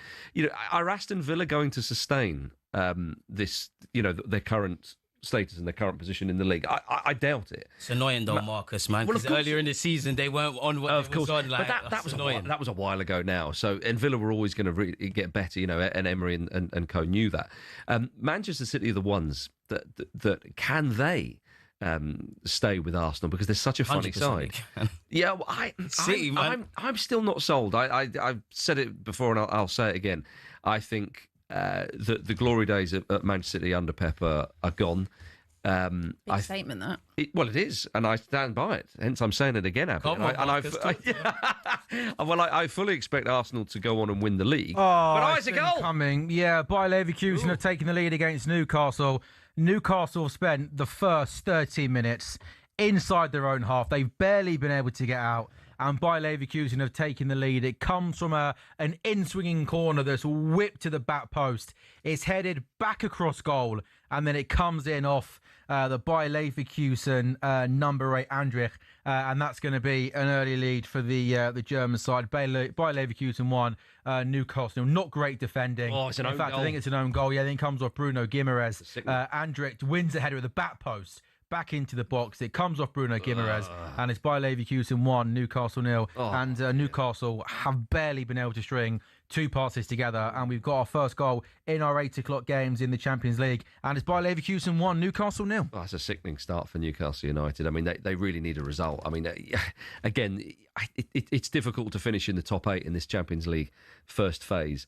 But, I mean, they want to go through to the next round, of course, but you want to do it without having to play a playoff. I still think Newcastle will at least get a playoff. I think top 8, if they don't get a result here, a win really, then that's looking quite unlikely. But as you say, they've been under the cosh straight from the start. They look like they're playing against a more experienced European side. And they're kind of struggling a little bit. You know what Leverkusen are about. I mean, they started the season terribly, but they had Erik ten Hag in charge, and they, he was soon out the door, and they got the new man in. They know their jobs. You saw them at Man City when they got that brilliant result at the Etihad, and Newcastle are going to have to really do something to try and get in behind them here. You needed 16 points to get into the Champions League, which doesn't not guaranteed to be the same, but Newcastle are on 9, so if they don't win tonight, it feels like finishing that top 24 would be the aim. Yeah, totally. Which is probably where you'd expect them to come. Well, Nobody really would have thought they'd be the top 8 teams. Yeah, exactly, yeah. So it's not a slight if they finish in the playoff spots. But, of course, as finishing high as possible is important. But, yeah. So I think now, you're looking at this and you're thinking, OK, lads, right, you've got to pull your socks up and for crying out loud, don't lose the game. But, look, we're only 15 minutes in, so let's, I won't get ahead of myself. No, but, they need to, at some point, how's this for a hot take, get hold of the ball and try to get out of their own half. Yeah, well, try and have some sort of possession. At the moment, it is literally been 11 men behind the ball. Yes, totally, yeah. The company's 11 are dominating them at the moment. That's their nickname, Abby. The company's 11. Yeah. I was going to ask, I was like, it's like Vincent Company manages Bayern Munich, doesn't he? Not Bayern Leverkusen. True. Company with don't a ask C. that. Don't Company say with that. a C. Don't say that. Oh, dearie me. Phil Foden's got an early booking at he did. He did. Which felt harsh because it was slightly late. Caught the Madrid player, and I didn't think he was stopping a counter attack or anything. But that felt really harsh. But to carry on my point about Manchester City, I can't stress they shipped 4 goals to Fulham, and Fulham don't score. We a lot lost of to goals. Fulham. Yeah, I'm talking about Man City. Okay. Can happen. Well, 21 on that day. Not like that. Fulham, good team. That's very kind of you to say. Not really. I was joking. Oh, okay. Anyway, There's no need for right. Sorry, I've finished. Fulham Spurs both have been to Europa League finals in recent history. 1-1-1. I can't remember what happened to the other one. I tell you what, though, Real Madrid are on the attack here, and it's been snuffed out. I mean, the game at the Bernabeu is so intriguing. It's end to end already. It feels like pretty much like a basketball field to it, doesn't it? It's a bit of a slugfest field. Very difficult ground to Madrid won a handball here. Vinny Jr. got to the byline, put the ball back across goal. It did come off a Man City player. Oh, it did come off? Was it Shirky's hand? No, Nunez. Nunez, I sorry. think his left arm, though, is completely in natural position there, isn't it? Down by his side. Oh, look, it would be outrageous if it was given. Even by their standards, this would be outrageous. But how many left arm could not go given yesterday. Anything can happen. Exactly, yeah. Exactly. Is a Real Madrid corner, though, and it's going to be Dani Ceballos, is it, which is going to whip the ball in. Come on, Madrid. Good header. I don't mean to have a production meeting on air, but the Soccer Saturday team are ahead of us, and I saw the Bayer Leverkusen goal go through the Soccer Saturday. Yeah, it's like that. Before we're actually watching it. So I don't know if we can have Soccer Saturday taken off the quad. That would be good, because we'll see on Soccer Saturday who scores before we watch it on the. I don't know. And the Arsenal game's faster on this TV than that. Anyway, I just want to throw that out there. If Soccer Saturday had taken off the quad, I think that would be good, wouldn't it? If you could fix that, that'd be good. Dear me, I'm happy. I'm very happy with the setup. We're only talking a matter of seconds, and big up Marcus. And I'm, there's so much action, Sam, that we've got a real. I tell you what, it's another foul though. Man City are getting stuck into Real Madrid here. Good. A lot of late challenges as well. There are a lot of late challenges. I mean, as I say, Foden's already been booked, but they're going to pick up some yellow cards. I mean, this is an encounter. I've seen them given for less. Well, that was the handball on it'd be very harsh, but I've seen them given. Well, they've got a chance here to possibly put the ball. Sign of champions, that getting stuck in this game, isn't it? Yes. The intensity's there. Again, I hate to labour the point, but Real Madrid's intensity has been lacking rather a lot in these last sort of couple of games, and they needed a reaction. And so far, they've got it. And flashed a header just wide there. I did enjoy Ryan Shirky nutmegging Antonio Rudiger a few moments earlier, showing his quality. I wonder what Pep will have thought of that, because obviously he was critical of that Rabona he did against Sunderland, which was assist of the season. Man, it's harsh. Mind you, though, 2-0 up with still about half an hour to go. Yeah, but it worked. I'm not being funny, but that's why we watch football. I understand Pep Guardiola's Pep Guardiola. He's won everything. If he says anything about football, I ain't got a leg to stand on. But, I mean, come on, it worked. Like, if it didn't work, then by all means. Okay.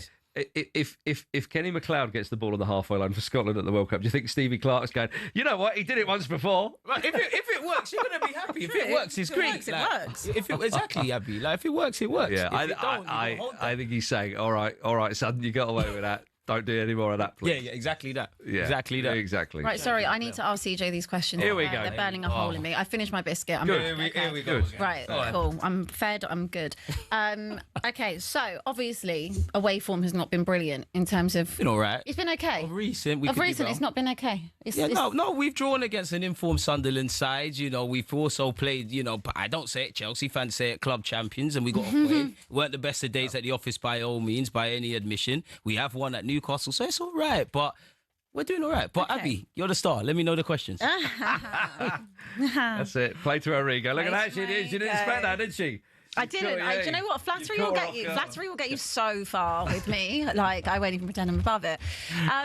Obviously, now City are 2 points behind you. That gap. I don't look at the table, but do you not? I hear that. No, I'm taking your word for gospel. No, it's true. They are 2 points. Why do you not look at the table? Because it only matters to me. Oh, that's a new one. Yeah, it just matters to me. I don't know about the league table. Okay. We just got to win a lot of games and hope. He asked one question. Are we still top? Yeah. That's fine. Okay. Exactly. I did ask that. They're 2 points behind now. Wow. So I'm just curious, like, from an Arsenal perspective, where historically, when you've been leading and you've had someone chasing you, penalty for Bayer Leverkusen. I think that's Malik Thior, isn't it? Who's Bayer Leverkusen attacker, gets the wrong side of him, and as he comes into the box, he takes him out. And yeah, I think if he doesn't make this challenge, he's going to get it clear. I thought this might have been outside the box, that initial contact, and maybe fell in the box. But the referee's given a penalty, and now Thior, I think it was Thior who brought him down, wasn't it? We'll be hoping this is just a penalty and nothing more. As Arsenal hit the post, is that Hincapié from close range who hits the post? He banged on the door, but it wasn't this has been a disastrous start. I mean, Bayer Leverkusen play through Newcastle midfield, but they're not even there. Really, really good one-touch football. And he goes through. I mean, that's got to be a red card, isn't it? I mean, it looks like it's a professional foul. His last man, he ain't. Does Livramento coming round? It all depends where Livramento stop it from being a clear and obvious goal scoring. I think if he doesn't make that challenge, I think he gets a shot away. He gets his shot away. I'd be surprised if the ref. He's a lucky man, very lucky man, I think, to only get a yellow card there. And if he gets sent off, whether this goes in or not, you say, I mean, that's nearly done. Yeah, so maybe the only thing that saved him was that Livramento was coming around, possibly. They've got away with that. If Ramsdale can save this, which is big. I'll tell you what, Gyökeres should have. Big game. Yeah. Hincapié and Gyökeres have gone close early doors. Blimey. Well, there's a penalty check now. I'd be amazed if that's not given. I don't know. I think that the only thing they could be checking was outside the box. Right, so it was definitely a foul. My initial reaction was the first contact, the initial pull was outside, but it's definitely very, very close. Well, if they can get away with that, was a penalty to be They fair. can get away with a free kick and a yellow card. They'd be absolutely delighted with that. Yeah, I thought it could have been a penny and a red card. Yeah, indeed, it could have been. Gyökeres there going close and might have. Oh, it's a free kick. He's given a free kick just outside the box. So. That is, I mean, Newcastle have got to sort themselves out because got to be more compact, man. Well, they do. They are dangerously close from being out of this game, and we're not even near half time yet. So they've got to defend this free kick. But my goodness, like I said, I think he's fortunate not to get a red card. You don't want to give Gamondo free kicks if that was who I thought was on TV. He's got a record from those to live. He's lucky. It's definitely outside the box. Livramento probably saves him, Yeah, I think he does. I think maybe. Yeah, I can understand that's up for debate whether it's a red card or not. I don't think it's a red. Yeah, okay, fair enough. I think that when the ball comes in him, I think that first touch, he saved him. The ball, I think, goes a little bit too far away from him, and I think it's fair to Livramento. I think he gets. I'm quite confident he would have got the shot away. That also true. Yeah. VAR's been all right tonight. And, Good old well, VAR. and Good. right, I think right this season, but also again quickly, right? Yeah. They dealt with that pretty quickly. But Well, a very similar situation to the one at the Bernabeu. it's going to be a Bayer Leverkusen free kick, which I've is talked him up for that. Grimaldo there with his left foot, which goes over the wall. So it's still Bayer Personal Leverkusen 1, Newcastle 0. Well, Eddie Howe has got to have a word with these guys because this is really poor from Newcastle. They are just pinned in at the moment and they are going nowhere. They're already a goal down, and a second goal would be an absolute mountain to climb, if not already. So we shall see. I mean, I think Newcastle. I mean, I think them having their first choice fullbacks back in the side are, that's big for them. I was expecting a little bit more from them tonight. Look, I understand it's a tricky away fixture, so maybe I shouldn't be too harsh. And there's still plenty of the game left, but they're looking a bit soft at the moment. And with the players they have, particularly in the centre of the pitch, that's not a word that You want Gomares to get onto the ball and those Exactly. kind of players to relieve the pressure. I'm sure. Yeah. Do you know what? Like, it's games like this. As much as I would say, I make you right with what you said in relation to tactically and Eddie Howe. Obviously, he's probably told them what is going to happen Well, today indeed, and yeah. what it's like. So I've always wondered that how much of it is down to the players to just have a bit of common sense. Like we're seeing now, like speaking of the devil, their players are starting to knock the ball around. exactly. Yeah. I mean, it's difficult. Bayer Leverkusen are not exactly going to give them an easy time, and as, Very tough outfit Yeah, to I mean, play. look, as Mike Tyson would say, everyone's got a plan until they get punched in the face. So I get the fact that they're turning up to a pretty decent side, but I don't want to go over the top with Bayer. Yes! It's a goal. Noni, man, whack that! What a screen, Noni! Noni, stop it! Naughty boy, naughty. Saka, you're not playing today, man. Wolves. I need my 3 points against Wolves. Today, the subs and the B What a team got it. goal. Oh, no. What a goal that was. Oh, fire. It's an absolute peach. Yes, and look at my travelling fans. Pick them up as well for making the journey. Where's the replay? It's taking too long to see this screamer. No need by the Oh, man. I hate to be that guy, but if Here Eden we go, Hazard, here you Salah go. and that did that, it'll be spoken about all week. He picks the ball out on It's the right Lionel wing. Messi-esque. 1, 2 players. I mean, that is... Remember that goal Ronaldinho scored for Barcelona? Oh, and there was petitions not to sign this guy. Let the manager and the recruitment team recruit players. Arsenal fans just shut up and accept these things. Lovely. 0-0 points. 0-0. Oh, every time I'm here, my team wins, man. That was an absolute peach. That's one of the goals of the season. Steady. What do you mean steady? Steady. Oh, that's a hater. That's a hater. That Come is on. absolutely... We're going to need him. The country's playing in May 2020. Well, it's better yet, June to July. We're going to need him for the World Cup. Well, if He's a player Tuchel rates very, very highly. Yeah, Junior. if he's going to do that, he's in the Junior, squad. December. Yeah. Hey, You're a hater. Like you said, you don't look at the table until. Abby. No, but I'm aware of the World Cup. I'm Abby, not Abby. looking at the World Cup until. then. Abby, we can You're all get horrible. behind England, all right? We're not there Come on then. yet. Oi.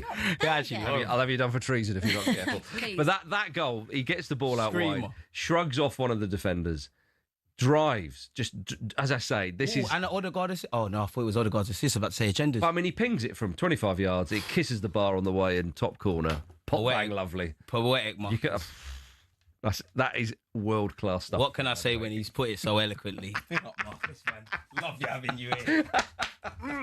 Yeah, Abby, you can sit there all you want. That is an unbelievable goal. I'm It's actually- a goal of the I'm- season contender for us. For us. For the Champions League so far. Oh, yeah, I'm on that as well. Yeah. 100%. Yeah. The silence is gold from Abby then. I think that speaks for It's not like Mickey van der Ven's goal. but- It was a very different goal. Who Very was that different goal. Well, I know which one I'd pick. FC Copenhagen. I don't even know. I was there. I was don't there. know who he scored I against. witnessed What he that. did. Copenhagen. It was a lovely goal. Yeah. Both goals are contenders already at this early stage. Anyway, Sam, you all right? The goals happening then. Arsenal 1 up away at Club Brugge. That Noni Madueke goal, an absolute screamer. Elsewhere, Borussia Dortmund, the leading Bodo Glimt, at home by a goal to nil. Borussia Dortmund, as things stand, will go into the top 8 of the Champions League. Borussia Dortmund have only lost one of their previous 20 home matches in the Champions League. Benfica versus Napoli. Benfica not far off the bottom of the table. Just one victory from their first 5 games. Benfica leading Napoli by a goal to nil. It's still by Leverkusen 1, Newcastle 0. Bruno Guimaraes scoring a known goal for giving the home side the lead from a corner. Oh, it's a goal! Oh! Real Madrid 1 up. They deserve it, to be fair. Lovely goal. Rodrigo ended like 30 goals without a goal, and he struck today. Well, I tell you what, they're on it tonight, Real Madrid. That's a great goal. Down the right wing, outpaces his marker, They deserve that. rifles it across Donnarumma into the bottom corner. My goodness. I mean, finally we've got a goal. Finally. Yeah. Because I mean, we got one in this game. Well, indeed. I hear what you mean. Finally at the Real Madrid City's all right. It is. But I mean, we thought, there's going to be goals in that. We thought that, the early doings in that game was a bit of a slugfest. But I tell you what, that's a moment of real quality from... Should Bernardo be stronger there? Possibly. But where he's lost it, I mean, he's lost it essentially to the left back. There's still a lot of the field to go. So much work to be done on that. Yeah. I mean, I'm a Sunday League fullback. They never give us fullbacks enough credit, and it's stuff like that. That's the most important phase of play there. According to Mick McCarthy, it was was it Jack Charlton, one of the Ireland managers? It was the most important position on the pitch. Exactly. I picked them up for that. It's a finish, though. But it's a great finish. He has to be accurate. I mean, O'Reilly's nowhere near him. He's got the time to pick his spot, and it was obvious where he was going to go. But Donnarumma can't move until he actually hits it, and bang, bottom corner. No. I mean, what a reaction this has been from Real Madrid. I mean, as I say, a lot of unhappiness with the manager with some of those stars, but I don't know. Is it the occasion? As I say, we will see when in the coming weeks, and we'll see what the rest of this game's got to offer. But they are, if they're not playing for the manager, they are very much playing the occasion and for their own pride, because Real Madrid have started this very, very quickly. Man City have done all right themselves, but yeah, 1-0 feels about right. Handbags, yeah. I love Doku's getting involved. Doku and Asensio, yeah, let's do this. Ref, send someone off. I want drama today. This is a spicy encounter. Rudiger's been well behaved in this opening 29 minutes. No, he speaks volumes of everything. He's just turned up. Don't you worry about that. I think when he got nutmegged by Cherky, he thought, okay, I'll have to give it a little bit until I start getting involved. We haven't said anything about Haaland. Obviously, he's a player that you don't need to see. He can just make it happen in the blink of an eye. Well, they've dealt with him so far. But yeah, like you said, it looks like they're rising to the occasion, Madrid. To be fair, yeah, there's a lot left in that game at the Bernabeu. Don't you worry about that. A lot of twists and turns. Abby. There are lots of twists and turns. I've actually been watching the Newcastle game.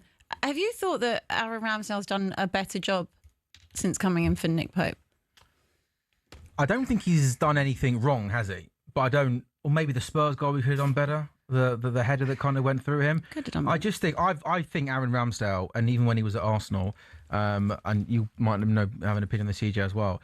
I always thought he was a pushy goalkeeper. I often think that he would push at things he should catch. I always think he would come from corners and punch things. And erratic. I just think, yeah. And I think while he's better with the ball at his feet than Nick Pope, I don't think that Aaron Ramsdale would be a long-term upgrade on Nick Pope. When you talk about erratic behaviour, you saw what Nick Pope did against Marseille. Yeah, so Nick Pope this season's been poor. Yeah, Pope. It's weird because Pope, you wouldn't think of that, but he does come charging off his line sometimes. He does drop a clanger on the I think Ramsdale ultimately is an upgrade on Nick Pope. Not a huge one.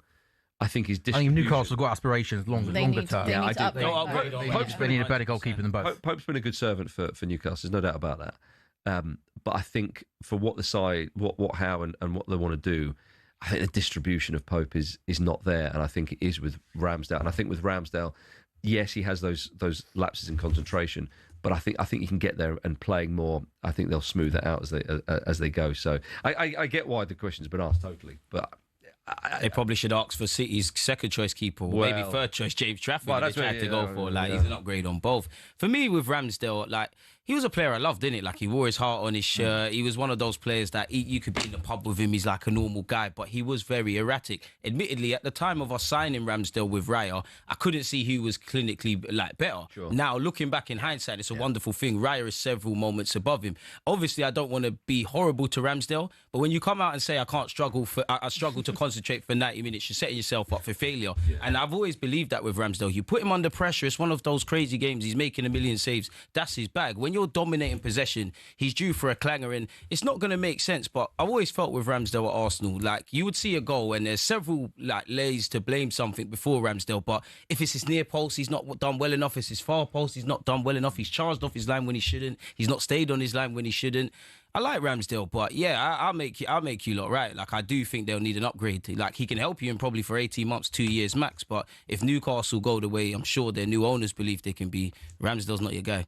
Yeah, I mean, when he says he can't concentrate, do you think maybe after an hour, Hal takes him off? Is that what it is? You know, there's certain managers love their subs at a particular time Yeah. and usually a particular play. Maybe there could be something like that. He gets too drawn out into the games. on. Like he obviously had that moment against Spurs where obviously certain people with Spurs took it too far, which we don't advocate for. But he's one of those guys. He's going to give it to the crowd. He doesn't just focus. And it's like we've gone to another world where almost rise too far. Who took it too far? One of the crowd members where unfortunately he got kicked or something. Like, again, I don't think Spurs... Oh, yeah. like somebody took it too far. A lot of nothing. Every other Spurs fan kept it within the realms of football. I don't think we can advocate kicking players, though, can we, on this show? Yeah, no. We don't advocate that. We don't advocate any harm against anyone. No. It's not nice.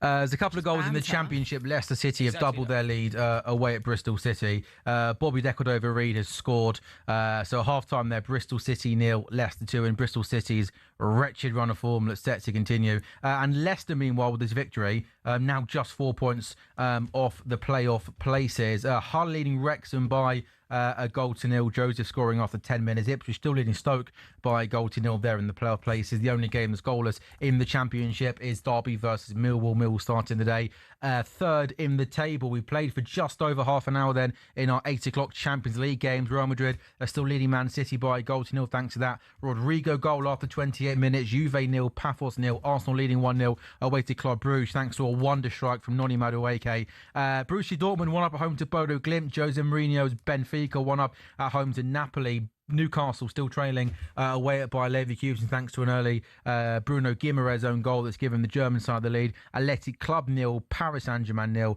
Earlier on in the Champions League today, Copenhagen 1 at Villarreal and Ajax 1 at Karabag as a long throw comes in from Newcastle. It's worked out to Anthony Gordon and he's going to go all the way back to Aaron Ramsdale. It remains Bayer Leverkusen 1. Newcastle 0. CJ, how are Arsenal getting on it in Belgium? I mean, it's always nice to get the goal, especially away from home. We've all considered we've got the goal. We've enjoyed spells of possession. There has been a couple of counter attacks from Club Brugge that have come to nothing. We've had a couple of half chances. You know, Hincapié hit the post. Gyökeres went close. Obviously, Noni has bagged. So far, so good. I'll take the game played like this until minute 90. Like, we've just got the ball. They're in their own half. You know how Arsenal are. Will knock it side to side and kind of pass you to death. So far, so good where my football club's concerned. But of course, you grab some more goals, a couple of players can be taken off and we can begin preparation for Wolves on the weekend. First half a chance for Newcastle there. Tino Livramento played in on the overlap. His ball. Man City do level. Was it Phil? Oh, okay. That man Gvardiol. He loves a goal. Player, man. Oh, no, sorry, Nico O'Reilly put the ball in the back of the net. 35 minutes gone. Real Madrid 1, Man City 1. And it is Nico O'Reilly who's put the ball in the back of the net for Man City. And they've spent the majority of this game pretty much on the back foot. It comes from a corner. It's whipped in from Cherki. And Gvardiol wins the initial header. And Thibaut Courtois makes an absolute hash of this pretty simple header, which just bounces off him. And then Nico O'Reilly from close range slots the ball into the back of the net. But for a goalkeeper of Thibaut Courtois' quality, that's a gaff, man. That's an absolute stinker. Well, do you know what? I might say actually that in this game, Man City, yes, they've been under the cosh a bit, but they've also been going forward, and that sums them up for me. You can get at them, you really, really can. But they have that attacking quality. Now, okay, that goal there is a disappointing one from Real Madrid's point of view. But this is why this game is so intriguing. We know that Real Madrid, again, the attacking quality that they have, so they're always going to create stuff. But how they've been playing in recent games. At 1-1, this could end 4-4. Do you know what I mean? There really are more goals in this game, which is why it's such an intriguing counter. I mean, we remember, was it a 3-3 draw there in a few seasons ago? Phil Foden scored a lovely one, or a 2-2 draw, I can't remember. But, we could be on for something like that. It's an intriguing game, end to end. And Man City will feel slightly relieved, but I mean, it's justified might be too strong a way of putting it. They fell in their lap and they took it. Yeah, but they're in this game. They've 100%. But Real Madrid have had a little bit more of it. But I tell you what, another tasty challenge going in there. 2 of them. Flipping Nora. I mean, the referees, if he starts booking them, he's not going to stop. Yeah. So I know Phil Foden's already got a booking, so I think he's just keeping his powder dry a little bit on that. Get them out, man. We want drama. I would quite like some more drama in man, it. we want drama today. I like that. Anyway, I still haven't finished asking what I wanted to ask you. Oh, yeah. Can I? Who, me? Please. Thank you. Yes, Oh, you. yeah, go ahead. Yes, you. I know you said you don't look at the table, blah, blah, blah, blah, blah, rubbish. But they are 2 points behind you. And in the past, when you have been leading the way, leading the pack, that is, when you tend to, I'm trying to find a word that is Hope you suitable. can't find that word. Spurs it up. Bottle. No, we'll just say what it is. Arsenal it up. No. We'll go with that. Arsenal it up. We've got a line in that. Well, you haven't really. Arsenal it up. See my team. So anyway, shot there. Yeah. So, are you slightly concerned? Like that City, who have obviously, I know it's a different City team, but tried and tested and have got over the line many, many, many times, are, only 2 points behind you going into the Christmas festive period? Nope. And why I'm not concerned is because I haven't learned anything new. It's Manchester City. I know people say it's the new look Manchester City, but in August, I expect the Cities, I expect the Liverpools, I expect the twists and turns. Of course, if I could be 20 points clear and we're running away with it, I would want that. But I've sat here on this platform and said, I genuinely think this goes down to the wire. I do think it will be a battle of... It's not really going to make sense, Abby, but it feels like both teams, or, Chelsea were in the title challenge, a week ago. I think we can discount them now. Yeah, I'm not. Because it was a short title race. Yeah, but then you've got Aston Villa. I think it will be like the most inconsistent champions to date. I'm expecting it to go down to the wire. You mentioned, being on top of the table for X amount of days. I've seen my team be 200 days at the top, be the chasing packs. Ultimately, we haven't got over the line. Same. We know what we need to do. Although we've dropped points in recent games, we haven't took our first L in 18. It's not like we're losing to teams that are in a poor run of form. We're either losing to good teams that are expected to do things or teams in a great run of form. All things considered, with our injuries, to play you lot, to play Chelsea, to play Bayern, to play Aston Villa, to play Sunderland, in any game I've missed out. And really to stumble in our latest game when we're down to our bare bones, I'm filled with optimism. Obviously, there's a lot of football to be played, but I guess what I'm getting at is it could be better, but sure as hell could be a lot worse. You can't be concerned. You should be concerned. It's Manchester City with great players. You should expect them to take it down to the wire. You should want to get 3 points, but we can't go overboard, because if we go on a winning run of 3, 4, 5, maybe even 10 games, I'm sure I'm going to be sat here answering very different questions. So let's just work very hard and see where it gets us in May. That was very measured. Yeah, you got to be measured when you're an Arsenal fan. I don't understand the overreaction on social media. I know supporting Arsenal, we're the most hated and rated. I've never seen a team, us concede a goal, which we did for the second, and it's being kind of analysed on social media. Of course, my players are going to be upset, but it comes with the territory. When you're a massive club, everything you do is going to be spoken of. We just need to start winning again. And I guess everybody knows this. We need players fit. I'll tell you what. A cross I hope that's the end of the question. Are you all right there, Sam? A cross has just come in from the left-hand side. And Erling Haaland has been yanked down to the floor. A few of the Man City players appealed for a penalty. Yeah. And, this is the thing what's annoyed people is last night there was a penalty given for a shirt pull and Florian Wirtz, which lots of people think was soft. I'd have to have a look at replay. My initial thought was, as cross came in, and Erling Haaland was hauled down, but Man City continued to have the ball with Jeremy Doku goes on the outside, and he's going to win a corner. And now a few of the Man City players are going over and asking a question. Well, of we're the going to see a referee. replay here. It's O'Reilly who crosses it in, and Anthony Rudiger. Nah. It is In the present day, I've seen them given, but it's not a pen, man. It's not. So was that more or less than less than what on the challenge on Wirtz last night? Well, That's a lot more, to be Gets fair. the wrong No, side but of him. the thing is with the Wirtz one is that the defender, I don't think it was enough for a penalty, by the way, on Wirtz. But the defender does, if you see what I mean by this, somewhat foul him. It's a clear shirt. Well, they're checking it now. Is that not a foul then? You don't think- Well, to be quite frank, I would need to see that again. Yeah, the angle I've seen them given. It just looked at I left. thought Rudiger got the wrong side of Haaland, and I think he then puts his arm around him and throws him to the floor. I think. Perhaps to be quite honest, I didn't see it as well as I would have liked. But the Wirtz one was, I didn't think it was enough to give a penalty. But it's a clear shirt ball. Here you go. We're going to see it again here. Well, it does look like Rudiger He gives the maybe one hit last the night. foul. He has to give the So if one. it is a foul, it is a Oh, foul. there's no doubt it's a foul. Yeah, so so it's a if pen. it happens in the middle of the park, Yeah, it's a so foul. well, the If referee- It's a pen. It's a pen. It is a pen. Ref's going to have a look. I mean, it's for me, it's quite simple. Haaland's gone down a bit easy, but he's Rudiger been gets fouled. the wrong side of Haaland, and he It's a throws him to penalty. the floor. I don't.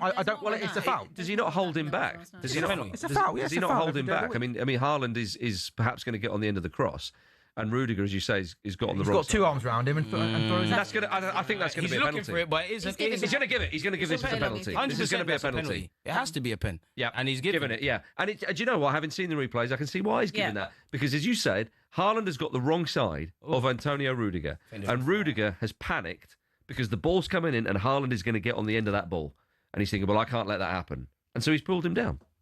If they gave the one last night, they had to give that. Well, I'll tell you, just quickly in the other game, Newcastle have turned the screw here. We've got a few minutes left of half time. Newcastle don't want this Their half. best patches of play, to be fair. Oh, absolutely, yeah. They've really turned the screw, as I say. They're doing well. Gordon Really good. is really running at them. So good to see Newcastle really kind of up in it because my goodness they needed to. But it's been a half or two halves, and I tell you what, Club Brugge should have scored. Right. Yeah, it should be 1-1. Raya's been forced into action, but it's probably doing Raya a bit more credit. Like, it should be 1-1. You know what? Club Brugge have attacked on occasion, or better yet, countered attack, but they haven't made it count. I'm happy with this. I think I need another goal to really settle the nerves, but so far so good from my boys. Yeah, I tell you what, Man City have chance here to go into the break 2-1 up, and Real Madrid will be thinking, oh no. How is that happening? Because they've really been on top. They've edged us. Here's Haaland. They've shot themselves in. And he scored. It's 2-1. Easy as. Yeah, you got it. Sends Courtois the wrong way. Yeah, you got it. And it's 2-1. I mean, look at him. Look at that look on Haaland's face. He's thinking to us, I'm really happy about that, but I might want to play here in future, so I won't over-celebrate. Literally, 5 goals in 6 matches for him as well. Ridiculous. He's just ridiculous. My goodness, yeah. I mean, I understand Courtois went down to his right because that's usually Haaland's preferred penalty, isn't it? To stick it to the goalkeeper's right, but he's just slotted it in the other corner. Haaland does what Haaland does. But my goodness, though, like we spoke about, crisis time at Real Madrid, which we all laugh at because you think, how can it be a crisis? It's only be a handful of games, but everything is amplified by 10 of that club. If they lose this game, my goodness. But wouldn't it be harsh to sack Xabi Alonso based off that game? Yeah. I know the talk going into it. Of course it would. If If it ends 2-1, that's the players. It would be harsh to sack him off of the fact that they're at 4 points off of Barca. Yeah, I get it. It's Real Madrid and everything. I mean, they have thrown away a handful of point leads. Okay, but it's still it's December. Like things happen. There's got to be more than just the football. It would be crazy to sack him. But everything happens like times 5, times 10 there. I know. So a crisis normally. Who are they going to get? Is it like Zidane? Is that all? That's all they want. I mean, waiting for the front. I mean, Ancelotti's not coming back. Ancelotti's not so, going back there. No. I mean, Arbeloa is the is he Real Madrid B? So or he's a coach at the club at some level. I can't remember his age. Does he just? Level. He's highly rated. Does he have tactics, or he just says play? Do you know the other one who's been talked about? Tell me. Jurgen Klopp. He ain't going to leave his job. I mean, it's Real Madrid. Well, of course he's going to say that. But Klopp at Madrid would be good, wouldn't it? It's a job you can't turn down. But if we're saying that the players don't like Xabi Alonso because there's too many tactics, I mean, Klopp's got a style of play. He's going, right, lads, I'll tell you what I want from you lot. And they're going, well, no. We'll tell you, Jurgen, how we want to play. That might push Liverpool fans over the edge if Klopp went to Madrid. Why? Because there's this thing, I don't know if it's you, I've never heard you say it personally, but Liverpool, or some fans I know, he'd get the best out of Trent, wouldn't he? Say that there's so much, there's like a rivalry. The two clubs, there's a lot of hate between the two clubs because you've met so many times, and like that's why the Trent thing was so bad, because he went to your rival. Even Shots for Haaland! Oh, he could have made it 3-1. Fantastic save. Oh, what a save. What's his name? Nico kept them in O'Reilly the breaks game, down the left-hand side. That could have been 3-1, man. I tell you what, if that had gone in, you'd have seen white handkerchiefs. Yeah, that's game. Quite literally. My goodness. Would you be angry with Klopp if he went to Madrid? Sorry, Nico O'Reilly broke down the left-hand side, completely unmarked. He played a really good ball back into a dangerous area. Erling Haaland ran onto it and almost laid out to him perfectly. His first time shot with his left foot was pushed away by Courtois, and then it came back out to Cherki, and his first time shot, trying to go across the goalkeeper from the right-hand side, was pushed away by Thibaut Courtois. So it remains Real Madrid 1, Man City 2. I'll be honest with you, not really. I don't maybe hate Real Madrid or feel this hatred with Madrid. Maybe some Liverpool fans still understand we're European rivals, but I think we know Jurgen Klopp's never going to come back to us. As long as he never goes to another English team. I think if Real Madrid was something that appealed to him, I don't know, it's not personally something that would keep me awake at night, if I'm being honest with you. Not really. I think that's a normal response. Yeah, I don't know. I feel like we have enough problems going on at the moment in Liverpool to be upset about than Jurgen Klopp managing. Like, if he went to Man United, sure, I'll give you that. Or Everton, But, fine. Yeah, I mean, Obviously, he's not going to go to Everton, but you know Real the Madrid, point. I'm not so sure about that. I don't know. Probably enjoying his time off, but Real Madrid is a club in theory. You can't really. He'd do really well there. I'd like to see He'd that. be quality. He'd do well there. Although I love trying to tell Mbappe. I was about to say, I was going to say, Real Madrid, Jurgen Klopp would want them to press. Do you honestly think they would want to do that? No. Right, there you Do you go. know I'd love to see Ange at Barca? Because I think that would just be mental. I hear it. I'll I actually hear it. The That would highlight and be everything. insane. The way that they play would actually suit him down to I mean, a T. Abby, that's just like fine. Yeah, I'd love to see Neil Warnock at Real Madrid. Do you know what I mean? If we're going to go down that train. Well, actually, Ange Ball does suit Barca, so Neil Warnock doesn't really. I mean, they do. I suppose they do. They do with that high line that they. Can you I mean, define? it's in a never gonna sentence, happen. What is Ange Ball? Ange Ball, Yeah.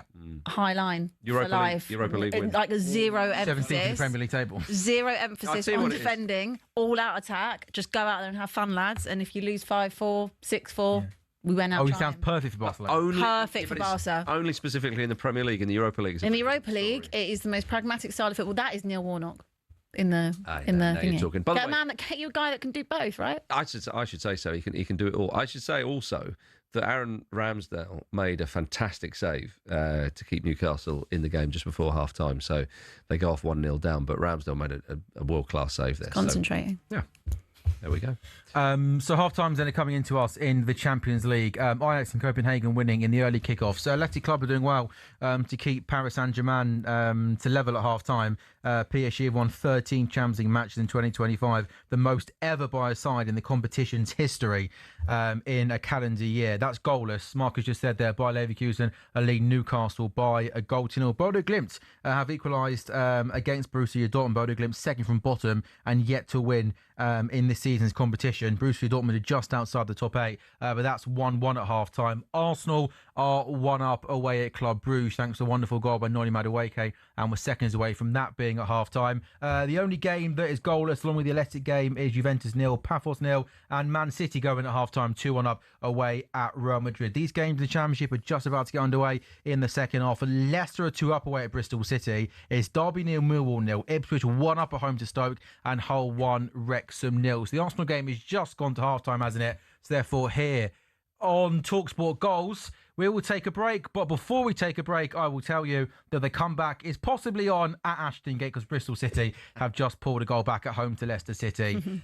Bristol City 1, Leicester 2. This is talkSPORT Goals. We're back in a couple of minutes' time.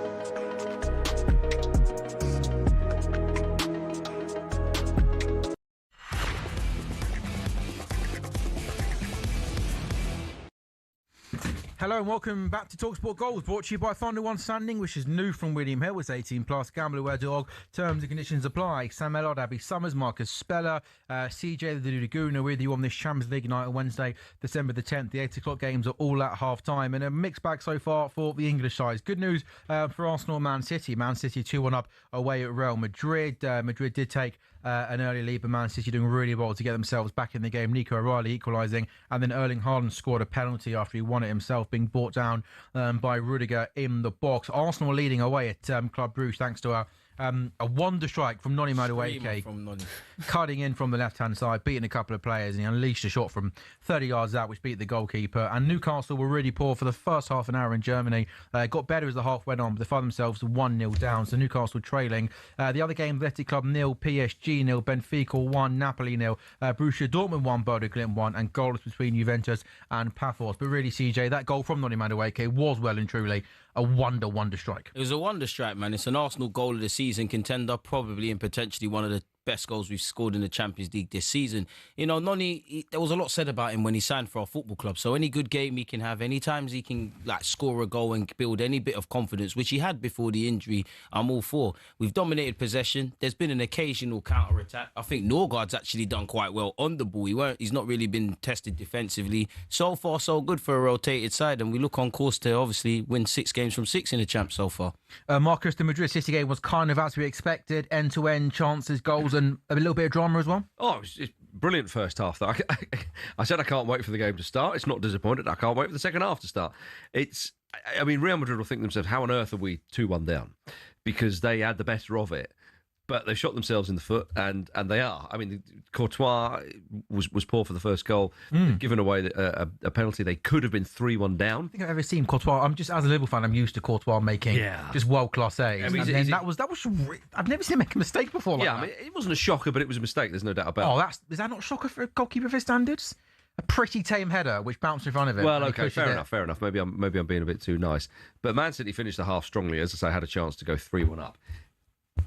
It seems mad to think this could be Xabi Alonso's last game at Real Madrid. Harsh if it is, man. Well, of course it's harsh, but again, for Real Madrid we're talking about. So, do we really think that they're going to sack him? That's the language coming out of Spain. I know, credible but do journalists we and all sorts. actually think Abby, that's going to happen? We might well find out in a couple of hours. They've done more for less. Yeah, True.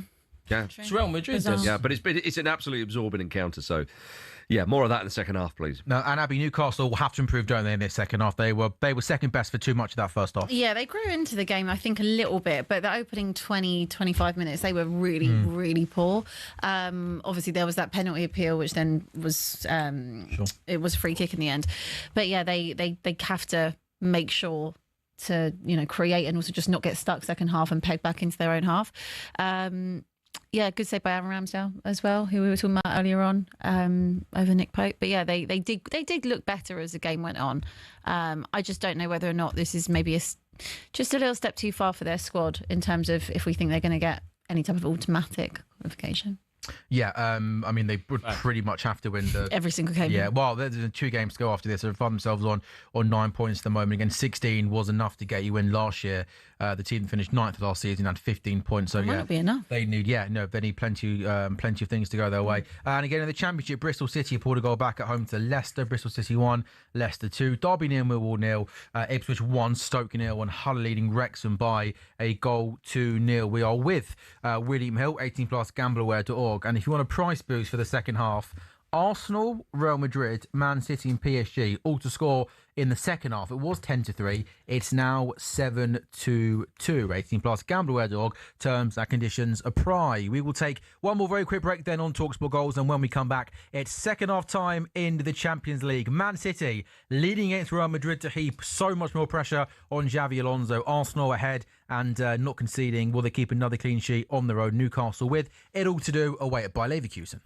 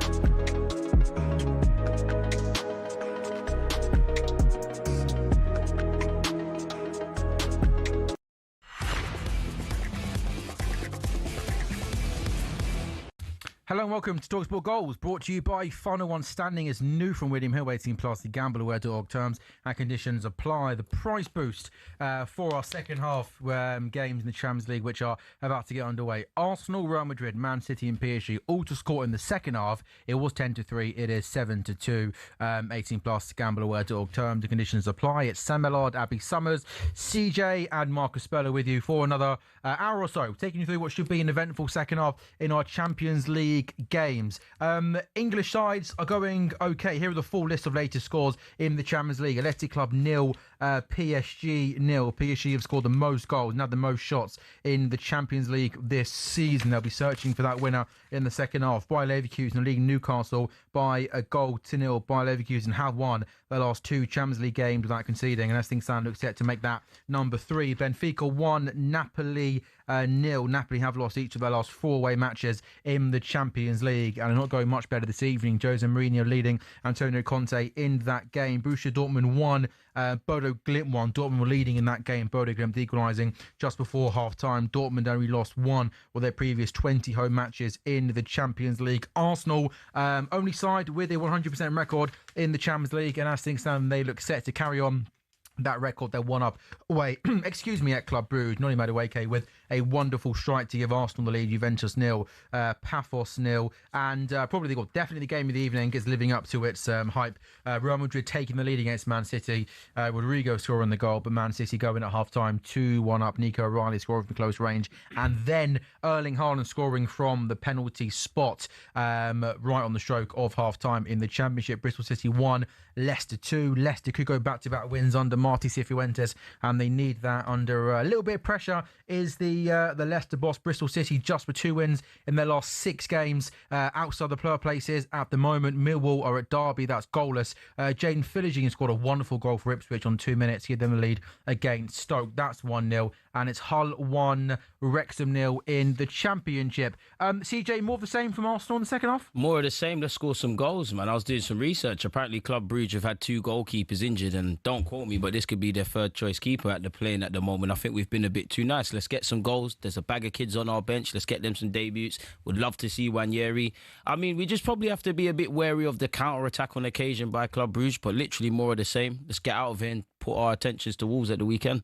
Yeah, and in terms of it's quite a long injury list at the moment, isn't it? Are there any expected back sooner rather than later or not? I've got to the point, honestly, it doesn't really matter what Mikel Arteta says. Every game I see who's in the starting 11 and who's obviously on the bench. You know, there are some rumours. Well, Jesus is on the bench. You'd love to see him get some moments. There's rumours that Saliba will be back, that Kai Havertz is ahead of schedule, but Arteta plays a coy game. So literally I'm at the point where whoever's involved in the match day is involved in the match day. Yeah, it must be awful having to go to press conferences every Friday. Because you ask him a really simple question, like, any chance of him being back? And he just won't answer. You're like, come on, just give me something. To be fair, he did say Max Dowman was out for 4 weeks, so he does answer things specifically on some occasions. He answers none apart from Max Dowman. Answer the kid, man. Don't let these people see your next move. And I mean, it's annoying as a fan. Sometimes he makes you believe players are going to be back and they're not. Sometimes he gives you no chance of believing they're going to play, and then, there's a spanner in the works. Honestly, who knows, man? But let's just keep it going, man. Injuries are part and parcel. We're still alive and kicking. Let's keep going. Early chance here possibly for Newcastle. Livramento did well, beat his man. His ball into the box there was poor. And Bayer Leverkusen will try and come forward now on the counter-attack. For Man City, Marcus, I mean, it feels like this game at the Burnley, it could be any scoreline, really, couldn't it? Oh, it really could be. Remember, it could come roaring back. City, yeah, I mean, absolutely. Interesting to see as the teams were just coming out there of the dressing rooms, and we've got the camera shots down the famous stairs at the Bernabeu. Xabi Alonso just having a little word to the referee. Looked dissatisfied. I think you have 45 minutes to give me a decision. Any danger? Don't you know we're at home? You're meant to give me everything. Yeah, don't you give us the dubious penalty in the 89th minute? You've given them a penalty at the Bernabeu. I thought the house always wins here, pal. He's also quite a good player. I mean, obviously, Kylian Mbappe's not fit enough to play some part. Well, indeed, yeah. I mean, maybe their intensity they've shown going forward, I don't know. Maybe that's been helpful not having Mbappe in the side, although it seems ridiculous to say it would be helpful not to have him in there. Say, but yeah. Yeah, but look, out they come for the second half. An absolutely intriguing second half we've got on our hands now. And Real Madrid need a result here. Xabi Alonso needs a result here. They cannot lose this game. And there's Nico O'Reilly, who was at the centre of everything. You know, he was beaten by Rodrigo on the flank to put Real Madrid 1-0 up. He scores the equaliser. He floated the ball in the box to Haaland, which of course made Antonio Rudiger bring him down for the penalty. So he's had a big 45 minutes, and we're off again. So yeah, there will be drama in this next 45 minutes or more at the Bernabeu in this half. Yeah, hopefully more of the same then. So underway at the Bernabeu, Madrid 1, Man City 2. We played a couple of minutes second half in Germany. Leverkusen 1, Newcastle 0, and Arsenal 1 up away at Club Brugge. How's Victor Gyökeres look, CJ? Back in the starting lineup for Arsenal tonight. I mean, he did have a chance where he could have done better, but you know, it's that age-old thing with Gyökeres. You've got a bag of players. Marky Ice about to be 2. Should we talk about the goal? Noni at the double. Noni Maduwaka. Never question my manager's IQ and talent ID when signing players again. This guy's going to be a big player for us if he isn't already. I mean, he's headed home from close range. Do you know what? It's a really, really good, intelligent run, isn't it? Because there's a cross that comes in from the left-hand side, and he makes the right run. He gets himself in the right place. And some of the defending from Club Brugge is questionable, just allowing him to make that run. But it's a really good ball in from the left-hand side, and he makes a really, really shot to Newcastle. Oh, they should be level. Was that Lewis Hall who broke through down the left-hand side? One of those sort of cross shots which beat the goalkeeper, and Harvey Barnes just couldn't get on the end of it. But CJ, Madueke's first goal, skill, powerful shot. This one, he makes a really good, intelligent run and heads in from close range. Yeah, and a lovely handshake between him and Miles Lewis-Skelly. Zubimendi's done very well down the left. You know, I remember an Arsenal fan saying to me he thinks we've bought Zubimendi for Europe, and I didn't believe it at first. And obviously he plays in the Premier League, but we've got to see his real quality. He's done very well down the left-hand side. Madueke's in the right area. And even going back to Noni Madueke's Chelsea days, the only big criticism of him is goals. Can you score goals? He does get into the areas, and he's showing why, obviously, Mikel Arteta bought him. I always thought at Chelsea, he was very frustrating to watch. I always felt 100%. like when he had the ball on that right-hand side, he'd always often make the wrong choices, like cutting on his left foot and shooting to 2 defenders. Whereas I think at Arsenal, in a couple of moments, it already looks like his decision-making is a little bit more better, and just it looks like he's always got a little bit more time. And that probably comes from good coaching, right? Yeah, 100%. You know, if there's one thing people can't say about Mikel Arteta is his hands-on coaching. Gabriel Magalhaes, Saliba, Saka, the list will go on. Could be a penalty for Newcastle. It is a penalty for Newcastle. It has to be a penalty. Nick Wolters-Flecken, the former Brentford goalkeeper, who has the ball at his feet, he holds on to it for way too long, and Woltemade, like all good centre-forwards should do, presses the goalkeeper, wins the ball back, and as he wins the ball back, the goalkeeper goes through the back of him, and the referee points the penalty spot. But team, what on earth is Mott Flecken doing here? Such an unforced error. Look, he's dilly-dallying in possession. He's made the meal of it. I don't know. You know, let's have a look at that. That's a blatant penalty. We might owe him an apology. I need to see the angles. I think blatant penalty. Then he goes through the back of as Woltemade wins the ball back, and he does really well to win it back. I think Flecken goes gambled, through the back man. of Woltemade. He thinks he's David Raya, and he's been caught on the ball. Let's see that. Let's have a look here. I think it's a dive, man. I don't know. I think. No, I think. He's looking for that. I think Does his knee catch him though? It's not as clear. It's not as obvious as I thought. I thought maybe his right knee might catch him. I think that it's one of those ones where I think maybe an angle of it will reveal that it was a foul. Right, it's given. Yeah, I think VAR has it. That's the most scandalous penalty of the game week. Then. No, yeah, I thought it was more clear cut than what it was. Ridiculous. I don't think there was as much contact as I initially thought there was. There's been quite a lot of pens. I thought his right. Say again? I was going to say, there's been quite a few pens that have been questionable in the Champions League. No, but that one takes I think there's enough contact there, though. I think the right knee catches his. I mean, Flecken can't complain. He's played silly games and should be given a pen just for giving the ball away. Yeah, should have awful. Yeah, got rid buck. Anthony Gordon's got 4 goals already in this season's Champions League. Yeah. And what an opportunity for Newcastle to start the second half. Well, they started the second half really well. They needed emphatic fashion. They've carried it on. Gordon's got a penalty. Can he bring Newcastle back on level terms? Anthony Gordon versus Flecken. Come on, Gordon. We wait. Gordon steps up. Gordon scores. Penalty. Goalkeeper goes to his left. Anthony Gordon goes the other way. And Newcastle back on level terms. Good man. Nice penalty as well. Sent the keeper the right way. Much better than first half as well. Well, it is, Abby. I mean, you've been watching it. They've carried on from what they were doing towards the end of that first half.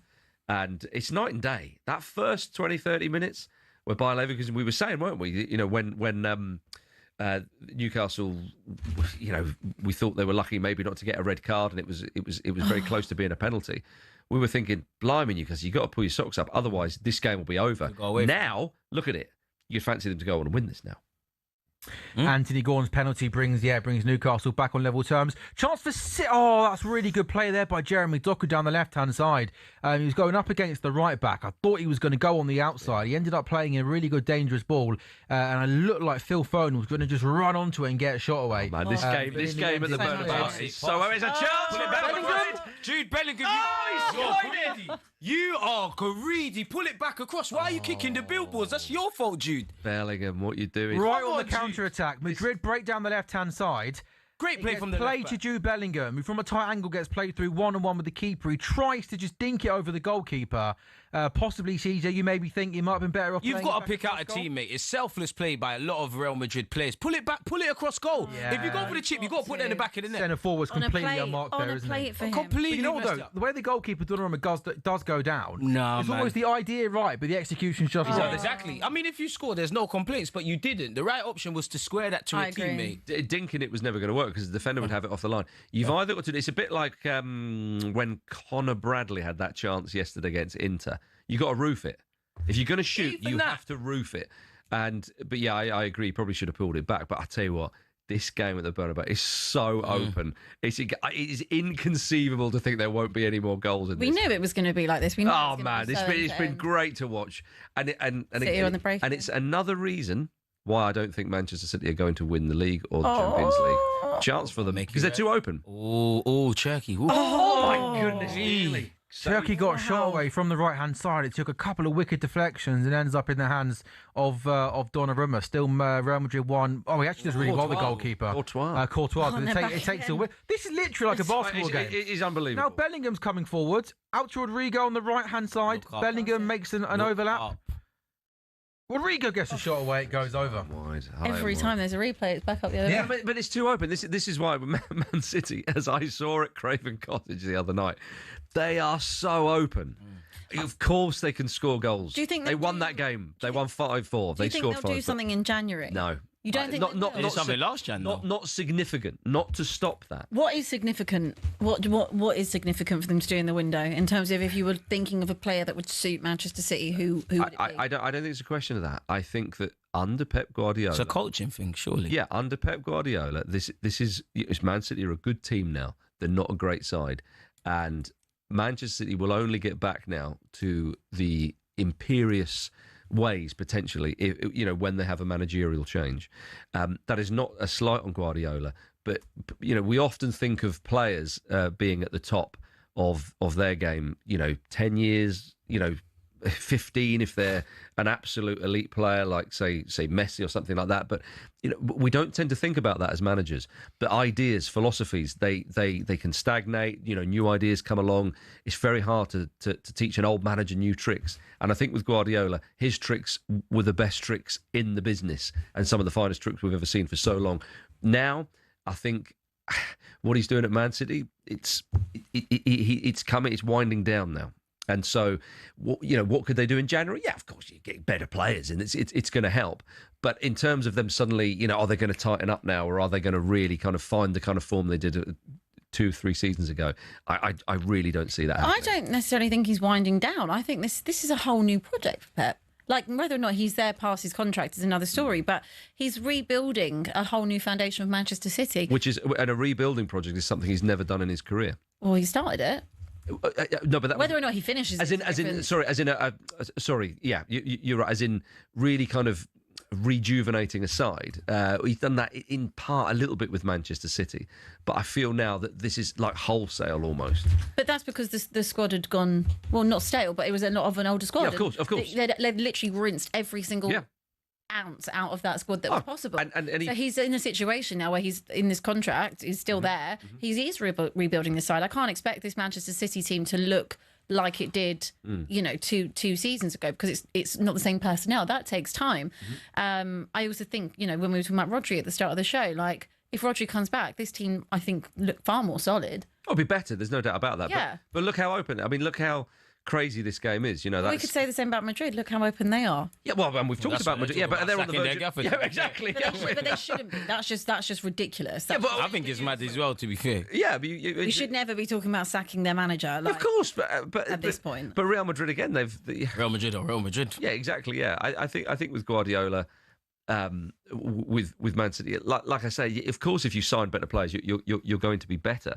But right now, yeah, they're improved a little bit from last season. Oh my days! Another one. My players are scoring screamers. Martinelli. There's a goal of the season competition going on here between the Arsenal players just in this game. This time it's Martinelli who cuts in from the left-hand side, and from 30 yards out, he beats the goalkeeper, top bins. What? That's unbelievable. It's an unbelievable strike from Martinelli. He always turns it on in the Champions League. Big games, big moments, big player. Long may it continue. My attackers, I need you lot to find form. I thought Madueke's strike was great, and it probably was better than Martinelli's, but that's not bad. Keeper, no chance. Gyökeres, get on the score sheet. Come on. Come on. It's all This is a feel-good, everybody eats game today. It's become abundantly clear. Everybody eats. Everybody get their statistics. Everybody stay fit. Wanyeri get warmed up. The kids get warmed up. It's a great day at the office for us, man. That is a lovely, lovely goal from Martinelli. Amazing. Oh, dear. It's always good to see the English sides do well in Europe. Nah, it's only good for Arsenal. I can't scratch it out. I was with you until that, Marcus. If it's not my club... It's such a Fulham way of thinking, that. Yeah, of course it is. I've got no vested interest. I'm always thinking of the big picture. Do you care if other English sides do well in Europe? Yeah, because he was a Liverpool fan. Go on.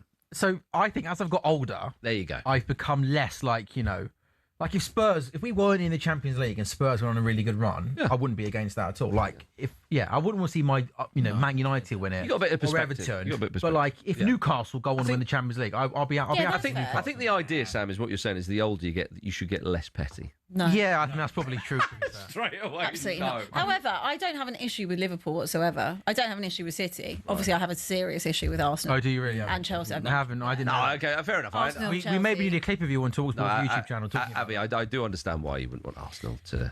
Well, you wouldn't want Chelsea to win the Champions League, would you? Not hugely, but No. like when they. You also a bit petty then. No, but not. But It's okay to be petty. We thrive off it. I wouldn't hugely want them to win it. I no. thrive off it. Yeah. We have careers off it. We literally do. Yeah. That's We fair. do. It's okay to be petty. Fair All right. Arsenal, I'm not interested. If you could, Marcus, if you could pick one English team to win the Champions League this season, who would you like most to win it? Arsenal. Would you really? Not Spurs. Oh, man, no, man. I forgot they were in it. Take your first answer, trust me. I did as well, man. Don't worry, they're gone soon, man. Don't worry. Well, I mean, Arsenal. I think are the only English Why? side. Why? No, I think Tell me Arsenal your Coming to logic. the parade, Marcus, man. Well, if you want logic, I think Arsenal are the only English side that can win it. The only other one I would say, well, because they're the best. the best team, Yeah, probably. the only. Swear. No, I just wanted to hear his opinion. I can say it slower if you want, but Chelsea would be the only other side, only because Pedigree. because they are the world champions after all. But because they have Chelsea's second best. of the English sides, It's not More you than lot Man right City. now. it's only. I just think Even more than Liverpool, even though Liverpool are struggling. I feel like you've got a Manchester City agenda going on. You're really not feeling that. Okay, so maybe Man City and Chelsea Delve together. into that. But I will because I think with Chelsea they can raise their game like they did against Barcelona, That's true. and when Chelsea are playing like that, they are a match for anybody. With Manchester City, I think at the moment they can hit certain notes, but again they're too vulnerable at the back for me. And if you're going to go deep in a tournament, you have to be solid defensively. That just history will tell you that. Other than Carlo Ancelotti's Real Madrid, where they used to Chelsea concede and come back. So that's why I would sort of say that. But to me, I mean, look at this. Man City nearly making it 3-1 there. So yeah, maybe I'm being a bit harsh on City there. I think Arsenal would be distinctly, of all the English sides, the best chance of winning it. And then I would probably say City and Chelsea equally. No, but the question was, who would you want? Oh, who would I want to? Who would you want to? That was the question. Okay. Oh, Spurs, Abby. I just love to No, see. you don't have to flatter me like that. Like, it's okay. So no, what I would say. I've just won a European trophy. It's fine. You personally did that, but I think it would be amazing if Spurs won it because it was. Oh, Chart. I can't subscribe to him. Would it? Because it'd be hilarious. Yeah, that's yeah. all. Would it give you like hope for the other clubs could do it. What, like Fulham? Yeah. I know it would. Aspirational. No, because that is... Can I say one thing about Fulham though? I'm absolutely certain he'll win the Championship next season. They... Like, I'm absolutely certain. Do you think Fulham are going to go down? No, I actually don't. Oh, No, okay. no chance. They've got to stop winning a lot more games. It was a if bad they're joke, not Marcus. Sorry. Well, sadly, as a Fulham fan, I think You won't go down. You might come 17th, but you won't go down. And we've done that, so it's fine. Yeah. You'll survive. They had their best season when they came 17th. Literally. Well, indeed, yeah. You know, like I said, inspirational. It's very- and aspirational. Also, by the way, a Noni Madueke Champions League hat-trick would be something That would be special, lovely. wouldn't it? Well, a perfect hat trick as well. He's got the left foot, he's got the header. He just needs the He's right. right He's foot. that right. Yeah, you're asking for too much. Am I asking for too much? I don't feel like I see Madueke use his right foot a lot often. Oh, he's very. If your left foot's like it's been cutting in today, a, never use your right. He's very effective. What about Gokra? Is he going to get involved at all? It's a long season, man. Gyökeres is one of our top goal scorers. The thing with him is just about fitness. Obviously, you don't look at the goal scoring numbers, do you? Obviously, not till May. We don't look at that. Table, mate. So which ones are going to be, pal? You've got to remember, he's been out for a long period of time. You will see this celebration Where? plenty of times across Where the will we season. see this? Plenty of times across At the the minute, it's more like that. I mean, bit harsh on a player who's just getting back to fitness. Bit harsh. He's scoring against Wolves. Oh, Gordon's hit the post for Newcastle. I thought he'd keep it safe. Anthony Gordon does really, really well. He's up against the right back. He goes on the outside on his left foot. He drills the ball across the goalkeeper, tries to go into the far post. It comes off the post, and the rebound doesn't fall nicely for Newcastle. Big moment, though, for Newcastle. Big chance for Newcastle in Germany. Yeah, tell you what, Newcastle in the ascendancy here. You'd fancy them to win it. It's night and day between that early part of the game. There's big. That was a really good ball in, and he tried to pretty much piggyback the centre back there, didn't he, Voltemada? But his header goes wide of the post. Yeah, I thought they've been much better though in their second half. I mean, they could be worse in the first half an hour. I mean, as I say, they look much more the likely side to go and win it. It's a great effort from Gordon as well. I tell you what, Gordon's been playing well these last few games. It's really good to see. He's been full of beans and charging up and down that flank. It's nice to see a winger who gets back and does his doggies and defends as well. Do you model your haircut off Anthony Gordon, or does he model his haircut off yours? I think I'm probably more like George Jesus, the old Portuguese coach, or something like that. A chance there for City with another chance. This time Doku has a shot, which Courtois does really, really well to get down to his left-hand side. Doku, what a season Doku's having, by the way. Really good. He goes on the inside this time with his right foot, tries to bend into the far corner. Might have just been going wide, but the goalkeeper wasn't to know. And he pushes it out for a corner. Horrible to play. Newcastle, Voltemada's shot takes a deflection, goes out for a corner kick. CJ, 2 changes for Arsenal.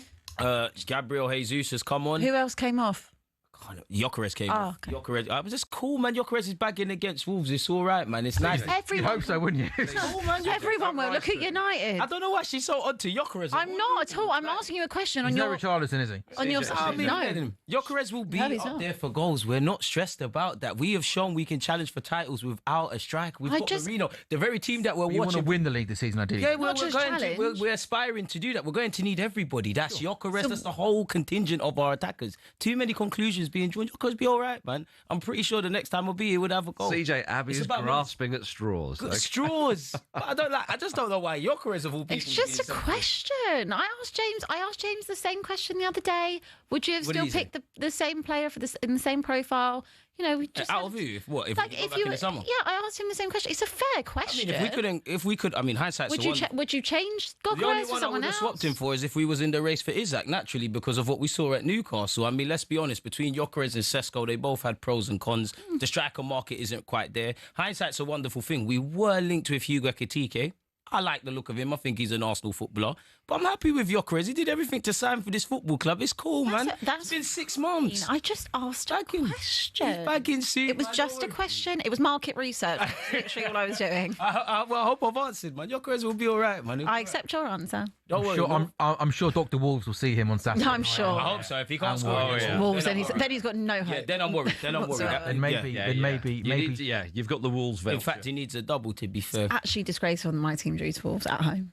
And the funniest thing was that João Palhinha equalised and took his shirt off in the last minute to Loved celebrate. To celebrate a draw against. It was a lovely Passion. It I wasn't didn't nice. say it wasn't a nice goal. You're I'm saying never in the gonna- 92nd minute, get the Yeah. ball and try and score a win You're never against going to a say team a that bad never won the word Premier League this about Palhinha when Marcus. No, and if ever. I had a rig like that, I'd be proud of it as well. But Wait. you know, Is it better or worse than Kirk has? No, the Kirkus rig of last season when he scored away from James's Park might have been one of the most. That was your. Oh, what a lovely goal that is! Sorry, it's in the Championship, not the Premier, not the Champions League. Bernie. Goal for Hull. No, do you know what? I love a striker that makes a good run towards the near post. That's what I like. And it was a really good ball across the face of goal. Nolly McBurney got on the end of it. So it's Hull 2, Wrexham 0. Oh, Millwall taking the lead away at Derby. Derby 0, Millwall 1. And Millwall, as things stand with this victory, they remain third in the table. It'll be 4 wins in a row. And they are flying pretty nicely, aren't they, in the Championship? Elsewhere in the Championship is Ipswich 1, Stoke 0, Bristol City. Oh, they're still losing. Still losing at home to Leicester by 2-1. So it looks like Talk Bristol City is going to have to be put on hold, isn't it, for the there was such for a the massive, coming weeks? such a huge market for it as well. I know. Huge. Yeah. Couldn't get a panel, could he? And he It was just himped himself forward. Just I'm sure he could do it, though. He had to do it. Oh, he would. Yeah. Who would? The producer supports Bristol City, in case anyone's just joined us. Oh no, our diehard audience know. Oh, they know. They know. We have the same 286 people that watch every single talkSPORT goal shot. I mean, they're the diehard loyal people, aren't they? Let's be honest. They're the fanatics. Yeah, they're the only. Yeah. CJ, what's catching your attention in the Arsenal? Is Norgard filling in at centre back a realistic option for the Premier League if needed? I mean, as I said, needs must. I wanted him to play in the Premier League. This isn't the best audition because naturally we haven't been tested that much, saying that we have a corner. I think isolated to what he control, he's actually done a lot on the ball. And we got some defending to do. Come on, boys, let's defend a bit better than that. Thank you, Lewis Kelly. But as I was saying, I think isolated to the test that he's had to do, he's mopped up well. He's known when to complicate things and when not to, when to gamble in possession. He's won his aerial duels. It's very different asking him actually to play against Wolves or on Sunday Aston Villa, but needs must. I think it's a good option, and Norgard, he's done his thing today. He's got a yellow card for him. Yeah, he's been booked as well, which I don't think is a yellow card, but, Arsenal are ref differently. I'm not going to make it about that. What do you mean Arsenal ref differently? Everything about us is differently. When we lose games, we're not allowed to react and be upset about conceding. We're commentating about being entertaining and everything in between. But I don't want to make it about that. I don't. CJ, I am intrigued about you. Arsenal being ref differently. Well, incredibly. Please elaborate. Incredibly ref differently. Can I ask you one question? How many? On a serious note, yes or no? Do you actually believe that, or are you just saying it for? Do you not remember one of my first shows? I said 100%. Not really.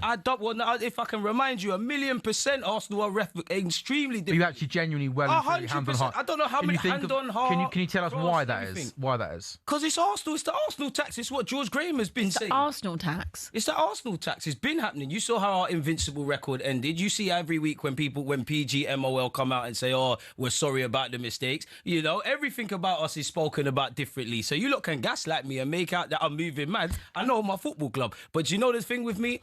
Just like in Sunday League, I expect the refs to be poor, Control the controllables that you can control. And tonight we've done that. You saw a yellow card for Norgard for no reason. I see not 1, not 2, but 3 goals. Fair play, Arsenal. Keep it going. But why do you think they would be refereed differently? We haven't actually explained why. Could you name us some instances that we can fact check? I've seen several inconsistencies with free kicks, with penalties, with red cards, with yellow cards, with again people coming out with hindsight decisions. There's an Arsenal tax. Hang on, but why? But so you think there's a conspiracy among referees? I didn't say conspiracy. And in Europe as well. You put word. No, Europe. They're doing their thing. They're doing what needs to be done. So there's no conspiracy in Europe. Just if you want to go as far as back to 2006, then maybe in Paris there's a conversation to be had. But I think if you could come with a list of evidence. Okay, next episode. Have you? Is it going to be a scroll? Can I utilise your laptop and get the rap sheet? 100%. I'll pass it right over. All right.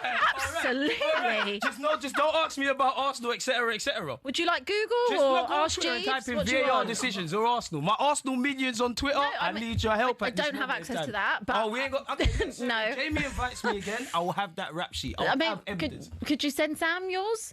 Sam, you are Sam. Genuinely, I'm really intrigued by this. I will. You're going to have to let me bring it up. I need some research. Pass him the laptop, but I'm here for Premier League officials. I want you to find me some instances. Premier League officials. I'll wait. And UEFA officials. I'll wait. I didn't say UEFA. Right, but you were talking about the... It's all right, they're not going to come after you. I can disagree with a yellow card. But you said about the Champions League final. That would be in 2006, we all saw it. I wish there was VAR, but it's all right. We're going to be in the final again. Arsenal Football Club are refed completely different. You didn't think... This is a mental statement. I can't comment on it, but let's focus on the mental statement. It's mad. It's not mental.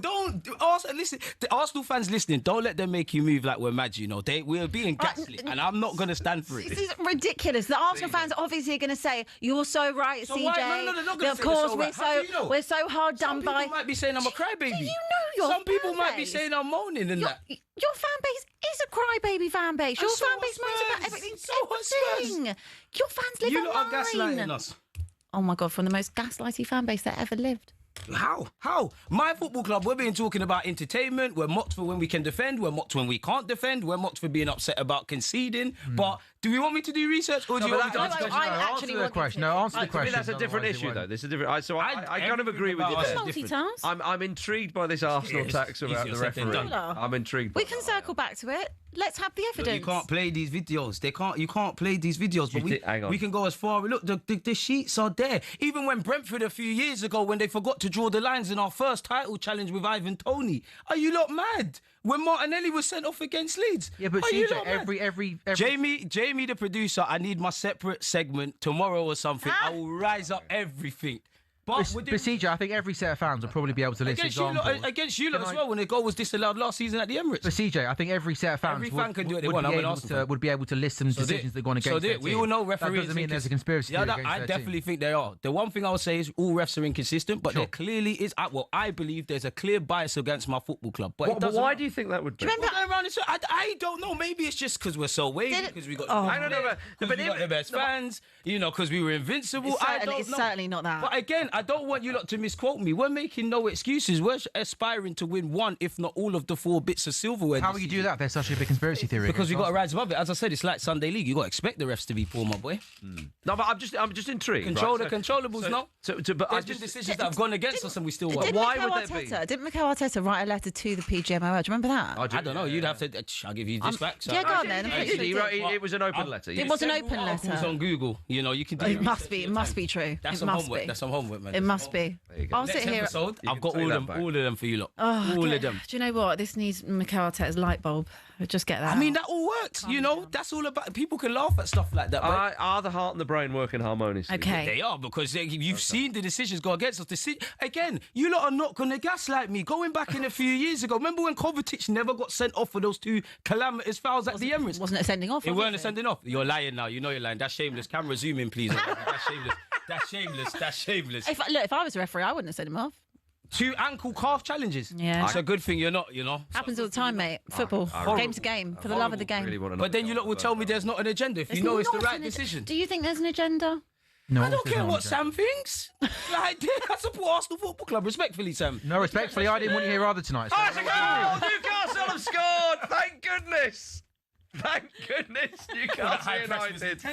It's a goal. Saved by Newcastle United. Oh, man. Saved. To be fair, I did feel like I was...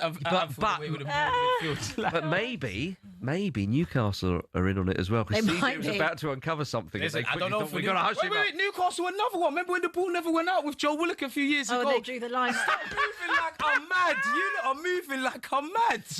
Oh, dear. You lot are gaslighters. Wow. I'm going to just relive some of these moments. Anthony Gordon does really well down the left-hand side. He goes on the outside of his man. He then puts a really good ball. Is that Tino? This has got to be that Livermento on the end of that. That was a beautiful play from Gordon down the wing. He's got to be on the play for the world. Great. Gordon will start on the left, I think, for England. You reckon not Rashi? No, I think Gordon will start. Gordon hasn't put his foot wrong when Tuchel's called him up, to be fair. Yeah. Probably is the best. Him or Rashford's probably it's not Livermento. What we're talking about? It's Miley. It's Lewis Miley. Oh, that's great stuff. Well, I mean, what a turnaround. You've got to give Newcastle United all the credit in the world because, as I say, that first half an hour, down and out, and they've come roaring back and they are 2-1 up. What a turnaround. The way supporters are absolutely loving it. Only about 15 minutes to go. You'd fancy them to go on and get a third. They have been really on top. It's really impressive stuff, the way Newcastle have dug in here. Great stuff for them. Delighted for the away fans. My cousin's in the away end. Big him up. Absolutely, yeah. And I'm delighted for him. But yeah, Lewis Miley coming off the bench. Did he come off the bench after? For Joel Linton, 2-1 Newcastle, hey? And yeah, the William Hill Happy Boosters thing stand would be in with all 3 English sides at the moment winning. But yeah, still 50 minutes to go. This where did you find this? What do you mean? No, I just didn't know if this was if this was a thing that you actively always use. No, the first 3, 4, 5 pages of Google will show. Oh no, that's fine. I just wanted to know because this is so good. I actually might read this when I get home and get into bed. They're basically someone who obviously is an Arsenal fan has done how the VAR judgment calls have gone for and against Arsenal in the 24-25 season. Who is he from? Where? I don't know he's from nowhere. I don't know where he's from. It was just a question. He's done contentious calls tracking, and he's done them, laid them out. Calls for Arsenal 10, calls against Arsenal 23. VAR overturned 3, 1 sent to the monitor, 1 for an incorrect offside call. VAR stay with the on-field decision 28 brackets. I don't trust him. I don't know where he's got that info unless it's in my club. I think it's... Oh, well played, Ramsdale. I was just going to say, after Newcastle get themselves 2-1 in front, isn't it? Leverkusen get an equaliser. These were just my 2 favourite lines. Expected calls for Arsenal based on my gut feeling. See, that's just someone with agendas against my club then. And expected calls against Arsenal on my gut feeling. I mean, this is the most Arsenal thing I've ever seen. No, it's definitely not. It's definitely not. That I will be reading when I get into bed, because that will be Hopefully the funny. iPad breaks. That will be good. My light reading. Can I say that Ramsdale made a good save there? He's done well. Ever since we've been talking about him, he's had a pretty decent game, made a smart Because he's save. had stuff to do today. Yeah, well, he has. Which one? The one where he caught it, the one where he pushed it away? Well, both. I thought the one who pushed it away from danger. And Mate, was I being harsh thinking he could have pulled that one into him, the one he put I think the way the way it bounced, it might have been, possibly, a little tricky. But Newcastle got some defending to do. Leverkusen have suddenly realised, they're 2-1 down and they're at home and they need a result, for crying out loud. But if Newcastle can hold on here, what a win that would be. And that would really give their... that's never a penalty at the Bernabeu, if that's what you're thinking. But this would give Newcastle's playoff or progression to the next round a much bigger... He's given the penalty, by the way, here, I think, for Real Madrid, hasn't he? Was he given... He's booked him for diving. Oh, he's given him 5, sorry. I could be wrong, but surely... I thought he's given a penalty. Oh, apologies. No, it's Real Madrid players that Valverde goes through. Yeah, man. And Nico O'Reilly gets the wrong side of him, and there's a right hand on the back. It is a dive. Is it a dive or is it just a foul? And then he goes down. Oh, yeah, Valverde, the look tells it. He's given a free kick, yeah. He's put Nico O'Reilly there for a yellow card. There is a right hand on the back. Obviously, the player goes down under it, but thankfully for Man City, he's just outside the box. But I think one of those, when you get the wrong side, any sort of contact, the player goes down, you get the foul. I'm not saying it's right, but I'm just saying in that situation, you got to be careful. That was a foul, to be fair. Do you think it was a foul? Yeah, soft. The right hand comes on the back. Just because it's soft, don't Well, if he gives a foul... He's 100% looking for it, but... If he gives a foul, he's going to give a yellow card, I suppose. I think that was harsh. But Real Madrid have got, just over 15 minutes now to get... Is Mbappe fully fit? Because he's on the bench. He didn't train yesterday, but on the bench. You think he's on the bench? 14 minutes left. Crazy you wouldn't bring him on to... Mad not to bring him on. Oh, the Galeur, that was... Oh, yeah, it's a hit, which is cleared by Man City. So we got, about 50 minutes to go then in the 8 o'clock Champions League games. Newcastle have turned it around, awaited by Leverkusen. They're leading by 2-1. PSG, the Champions League holders, being held away at Athletic Club by 0-0. Benfica double their lead at home to Napoli. They're 2 up there. Bodo Glimt have equalised again for a second time away at Borussia Dortmund. Borussia Dortmund did go 2-1 up. It's now 2-2. Arsenal 3 up and cruising away at Club Brugge. Juventus, Vinny Jr. with a header from close range. Cross in from the left-hand side. And it just goes wide. Juve are 2 up away at home to Paphos. And Bristol City have equalised against Leicester. 2 down at half-time. No problem. Bristol City back on level terms. 2-2. Derby have scored a late equaliser at home to Millwall. That's just finished 1-1. Ipswich 1 up at home to Stoke. Hull have doubled their lead at home to Wrexham. That, though, is an 8 o'clock kickoff, so we've still got a few minutes left. And perhaps a player of Vinny Jr.'s quality might be a bit disappointed there, boys, and good team. 100%. He didn't find the back of the net. Yeah, he came across quickly, but yeah, he's gutted. He missed that. I can't believe we haven't had any goals in the second half at the Bernabeu. I mean, we're 77 minutes in now, and it's still 2-1. But there's been... It's not as back and forth as that mad first half, but still, these are 2 boxers going the distance and having a good old slugfest, which is great. Oh, unlucky, Gabby. Unlucky. He's hit the post after some good play between Wanyeri and Miles Lewis-Skelly. Unlucky, Gabby. I'd love for you to score. Been out for like 11, 12 months. Oh, unlucky. City made a few changes. Erling Haaland, one of the players taken off. Don't often see Erling Haaland taken off, do you? When no, the game's in the balance anyway. Did at the Emirates. They were leading though. Were they 1-0? Yeah. No, fair enough. He's taken off. Yeah, he's brought on Marmoush for him. Savinho's come on for Cherky, and Reinders has come on for Phil Foden. As Martinelli, Gabriel Jesus, hits the bar, and Newcastle got a free kick in one of those positions where it looks too far to shoot. But then it's going to have to be they're working short there. Is going to go out wide to Jacob Murphy, who's on a second half substitution. As the league table stands, if Newcastle were to win this game, I mean, they'd be right in the mix, wouldn't they, for a top 8 finish? Oh, what a save! What by a Flecken. save! My goodness. As Marcus said, wow. Save. That was Gordon Banks stuff. That was reference for the kids there. Yeah, what a save from Flecken. My goodness, ball is played in, and who was that on the end of it? Who is that? That was a fantastic save from. I think it was. Yeah, brilliant save from Flecken. Keeps them in the game. That would have ended it. Newcastle 6th in the table, as things stand. Yeah. So I mean, well, yeah, pretty nice place to be, right? With 2 games to go. Do What your on job, earth? you're free. What on earth? And that's It's off the post. Kiss the inside of the post. oh, Newcastle are unlucky there. Leverkusen living dangerously. Well, they're living really dangerously. Yeah, Jacob Murphy this time from the left-hand side, right-footed shot. Oh, goodness me. Oh, Ramsdale clear it. Oh no, Ramsdale! What Hasn't gone very far. To a Bayer Told you Leverkusen not like this player. guy. Oh, Chance to Bayer Ramsdale. Leverkusen. Oh, what a save, Ramsdale. You can't look, and I hate goalies. Yeah, Ramsdale, I love don't you. make a mistake and then shout with somebody else. Yeah, that's your fault that happened in the first place. Yeah. What is all of that? Yeah, I completely. You know, Vicario does that all the time at Oh, Spurs. it's It drives me mad. jarring. Yeah. He makes a good save there, makes up for it, but that Who happened. are you blaming? Yeah, in the first place, that chance happened because he gave the ball away really What are poorly. you doing? Van Dijk, though, does it as well. Okay, fine. Yeah, maybe, possibly. That was a crazy passage of play at Leverkusen. Madness. Because Newcastle, they look like they're going to get a third rather than Leverkusen. Then, as you say, come up the pitch. And I tell you what, the Bernabeu, I mean, Vinny, how? corner just came in there. Donnarumma, you don't expect that from the big man, comes and totally flaps it across. But it was then hit over the bar. Oh, Newcastle living dangerously now, aren't they? Oh, Blimey. goodness me. Oh, they managed to deal with the corner. I don't know. But yeah. It's this last 10 minutes. I mean, the game in Leverkusen, Newcastle unlucky not to have seen it off and got the third goal. But it's still all to play for. And at the Bernabeu, yeah, we're just expecting a moment of madness here. I think at the Bernabeu there is Another penalty. It seems like there's something, Oh! something else in it. That's a free kick. Wow. Yeah, Savinho beat Rudiger. I think that Rudiger, the was it? foul was just outside. He's on yellow card as well, isn't he? Yeah. I think he's pinning for a second yellow card. He takes him out. I was literally about to say there's a potential for a red card. Yeah, in this game. Nunez played in Savinho down the right-hand side. He got there ahead of Rudiger, who makes a clumsy challenge. He's looking for that. Yeah, smart play from Silva. Yeah, I mean, in the build up to that game, to that moment, baited him. Nunez put the ball down the line and Bellingham absolutely flattened him. So Yeah, he did. Yeah, That was, if anything, yeah. pulled But it back to that. but he's got the free kick though. Savinho got the free kick, so dangerous position for Manchester City.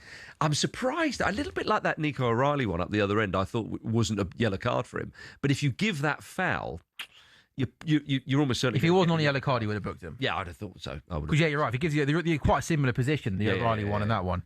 Marcus, not Marcus, CJ. Is this a debut in the Champions League for a young Arsenal player? Yeah, another young player out of the pipeline, Marley Salmon. He's been with us since pre-season. Very highly rated centre-half. Probably deputised at right-back if he is to get a look into the first team. And he's come on for Benjamin White. I mean, if you can't make your debut 8 minutes away from obviously winning 3 goals up, then you're never going to be. So, yeah, I mean, some Arsenal fans actually said Mikel Arteta hated the academy, but it's another one he's given his debut. So, fantastic moment for him, man. Long may it continue. One of the worst free kicks just seen.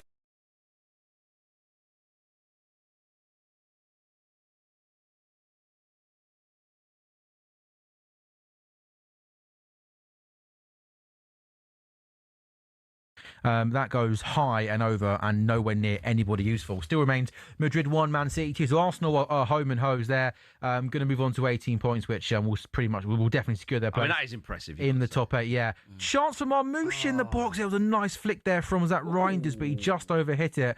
Newcastle at the moment in the last few minutes are just clinging on. In Germany, Aaron Ramsdale's made a couple of good saves, but Newcastle struggling to get out of their own half as Bayer Leverkusen putting the pressure on. And yeah, Newcastle got to try and get a foothold in this game. A ball's going to come into the box, slightly overhit, and Newcastle will take that. That'll go out for a goal kick, and Newcastle can just take a moment here and try and regain their composure. Yeah, it'd be massive for Newcastle if they can win this game, especially in the manner to do it, coming back from an unlikely position. And having some shaky moments there as we see the replay of Ramsdale, but he did recover.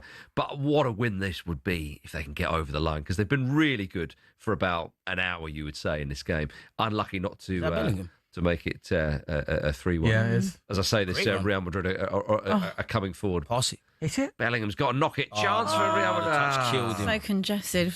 Yeah. So congested in that box. Yeah, Man City deciding that they actually do fancy doing a bit of defending. See, they can do it. Savinho.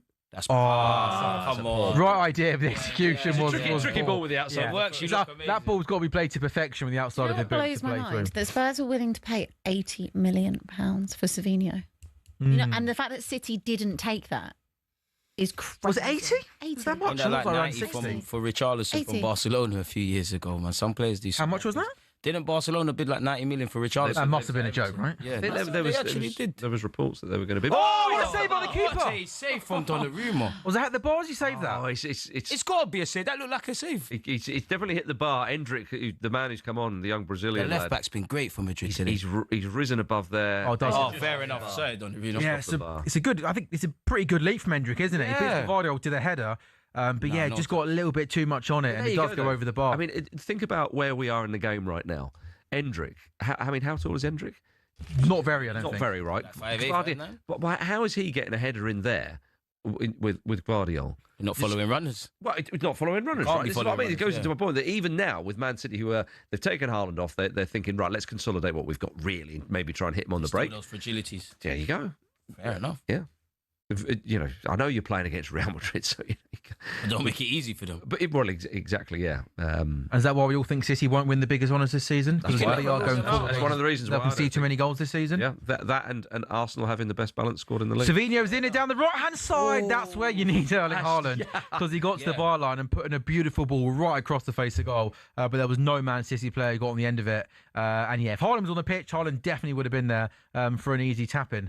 This is it just feels like I know they're playing a good team here in Real Madrid, but it feels as if City don't control games like they used to. No, They just have you're absolutely right. 80% of Sam. possession and pass you to death, and you couldn't get near. They don't do that anymore. They're one of the best, but they've never been more beatable than. Oh, Bayer Leverkusen score. Lemando. Oh, it's a sickener. Bayer Leverkusen 2, Newcastle 2. It'd been coming, hadn't it? Especially in the last sort of 5 or 10 minutes. That's such a sickener for Newcastle. because Shame. Flecken makes a brilliant save. Chance for Real Madrid. Go though, on, it's pull the gonna trigger work. quicker. Flecken makes a brilliant save. They hit the post, so unlucky not to go 3-1 up. And from there, Leverkusen, they themselves have turned the screw and they've found an equaliser. That's sickener. It's horrible for them. They've had so many chances That's as well. that's a real sickener for Newcastle United. You've got to feel for them because they've just been unlucky not to get that third. On another day, they do That's it. poor. Is that unlucky? That defending's poor. Well, yeah, sure. That is poor. For once, Ramsdale's right to shout at his teammates. But that's what I was saying about Ramsdale. He's the last port of call to blame, yeah. But look at him at the near post. So it's like you look at several series of errors, and Ramsdale at his near post should do better. Probably should do better with a save. He's the last port of call, though. There's people not following runners. Look at it. Look at that. You can't blame Ramsdale. No, I'm not blaming Ramsdale. I'm just saying that was my thing with Ramsdale Arsenal. As I said, there's several people to blame before you look at your goalie. Yeah. Like the top goalkeepers might save that. They He might might go have got down you as a out of howler. They might have But got you like out the of top jail. keeper, Well, you can't blame Ramsdale for that. I'm not blaming him for that, but I do make Well, sounds like you are a little bit, no? No, I can't blame Ramsdale. Like, the keeper's the last line of defence. Way before you blame your keeper, you're thinking, what's going on with the mid? Yeah, the way they cut through them was too easy. Someone yeah, from midfield, Leverkusen is dropping shoulders and following runners. It's great from Leverkusen. It's horrible from these lot. I tell you what, though,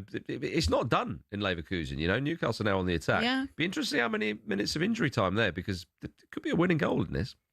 Pep Guardiola is making his intentions pretty clear because Nathan Ake is coming off for Jeremy Doku. So City will go to a back five here. Ball's got Livramento on the right-hand side, just outside the box. Into Bruno Guimaraes, edge of the box. Ref. Can he get a shot away? He can't, but he's still got possession to Newcastle. Comes into Tino Livramento. They're not giving Right-hand it. side. No. They'll take that. They'll No, take the corner they want the win. Yeah, credit to Newcastle. They're still on Absolutely. it. No, they've played very well, particularly in the second half. It's And just as the 2 goals they've conceded, isn't it? Yeah, and that will be a yellow card at the Bernabeu for a very cynical foul there. Man City have a chance to get the ball in the box. The referee has dished out a few yellow cards. The only surprising it's not a red one seen, but Carreras, yeah, definite yellow. A lot of professional fouls going on at the Bernabeu. Yeah, cynically taken. But with 20 seconds to go of normal time, there's a chance here for Newcastle. It'll be a corner kick by Leverkusen 2, Newcastle 2. Is there one more moment, one more chance in this game for Newcastle, who led right until the end of this game? So we got 2 minutes left in the Madrid game, Madrid 1, Man City 2, and it's going to be Lewis Hall with an in-swing. And the setup there is very similar, isn't it, to the Arsenal setup where hosts of players almost starting. Oh, after that, they work in short. Innovators. That's a good ball in, though. Oh! he's unlucky. That weren't the worst of ideas. They worked his shot, right-footed ball gets whipped in, and it falls to Thiaw. And his right foot shot on the volley just goes over. Not the worst effort. Yeah, the replay looks a lot worse than in real time. He's unlucky there, man. Yeah, he is unlucky. He's seen a lot of goal-scoring opportunities the centre half today, to be fair. Yeah. Oh, He has. He actually. Yeah, it's all fallen to him, hasn't it? Yeah, he catches that All bit the off. people you'd want it to fall to. Yeah. It's a shame that Newcastle got pegged back there, but as I say, 4 minutes of time added on in Germany. Yeah. And I don't want to put the mockers on this Man City on the Man City result, but I think in the second half, I think they've managed the game better than the first half. The first half was a little bit more basketball-like than the second half. They've had their moments, man. Real That's a Madrid. yellow from Foden. Yeah, that'll be it. That's going to sting in the morning. That's another yellow card. I think it was Bernardo Silva, yeah. A lot of yellow cards in that game. We knew it was a spicy encounter. Yeah, same, but I wouldn't be surprised if we see a red one if Real Madrid is still down during Head loss. injury to... Oh, yeah. There's definitely a head loss moment still to come. Necessary challenge. As well. But yeah, Man City have been a little bit better in the second half. They've got a lead to protect. They've not been as open, but they've still been a bit open. But Real Madrid, the intensity has been better from them since their last couple of games. But I'd be surprised even if they run out 2-1 losers here and they don't manage to find an equaliser. After this, I think I'd be a little bit surprised if Xabi Alonso was to lose his job. Yeah, it's more the performance. Like, it's not like the performance. When stories come out though like that in the first place, Yeah. you're on a pretty much high to nothing anyway, aren't you? Do you not think like if it's not tonight? Even Well, if it's yeah. not the weekend. It'll just be the week after, won't it? It's delayed inevitable. You've always got time. I think. sad. I think. Give him time. Yeah, I think if there was no intensity from Real Madrid tonight and they lost, I think he might have been in trouble there.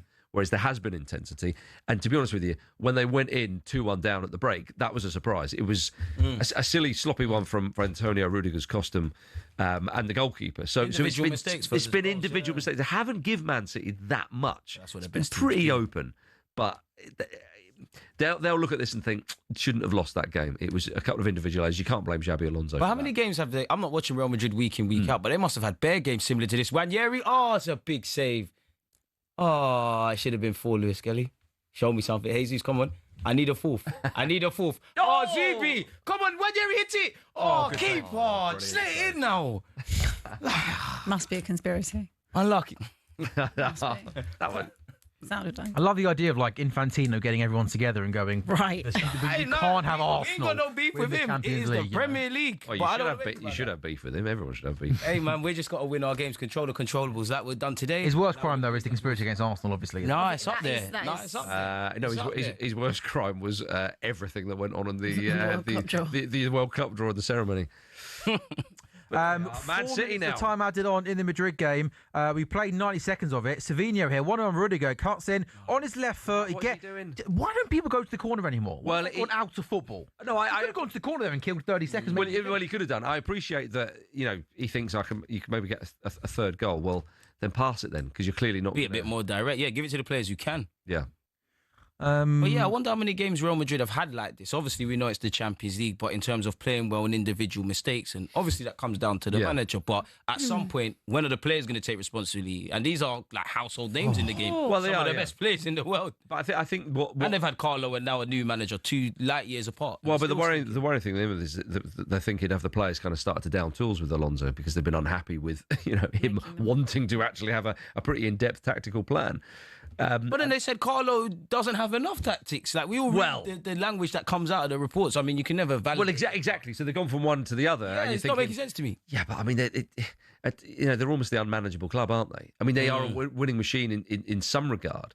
But this moment they find themselves in, last season, poor in the Champions League, just absolutely destroyed by Arsenal. So they've got Xabi Alonso, a former player as well. You know what a brilliant manager he's been for Bayer Leverkusen. But how much longer he'll be there? I think he won't get sacked. It's looking like it's going to end up a 2-1 win for Manchester City. There's still a minute or two to go. Just saying that. Come on. Where are the players? They've managed to get. Yeah, that's it, man. It's over. A minute to go in that game. The Newcastle game away by Leverkusen has finished 2-2. Arsenal continue their 100% record. They win away at Club Brugge by 3-0. They're 6 wins from 6 on 18 points. PSG held to a draw away at Athletic Club 0-0. Benfica beating Napoli 2-0. Borussia Dortmund 2. That is an outstanding defensive header from Nathan Ake. A really good dangerous ball whipped in from the right-hand side. And Ake wins the header. Vinny Jr. in. in, and Donnarumma does well, catches it, will sit on the ball for about 20 seconds and try and kill the remaining 35 seconds. Borussia Dortmund 2, Bodo Glimt 2, Juventus beating Paphos 2-0 in the Championship. Bristol City 2, Leicester 2, Derby scoring late against Millwall. That finished 1-1. Ipswich continue their really good recent run of form, being Stoke by a 1-0. Hull 2, Wrexham 0. All eyes then on the game at the Bernabeu. 20 seconds to go of the 4 minutes have added on. Thibaut Courtois is going to launch it long.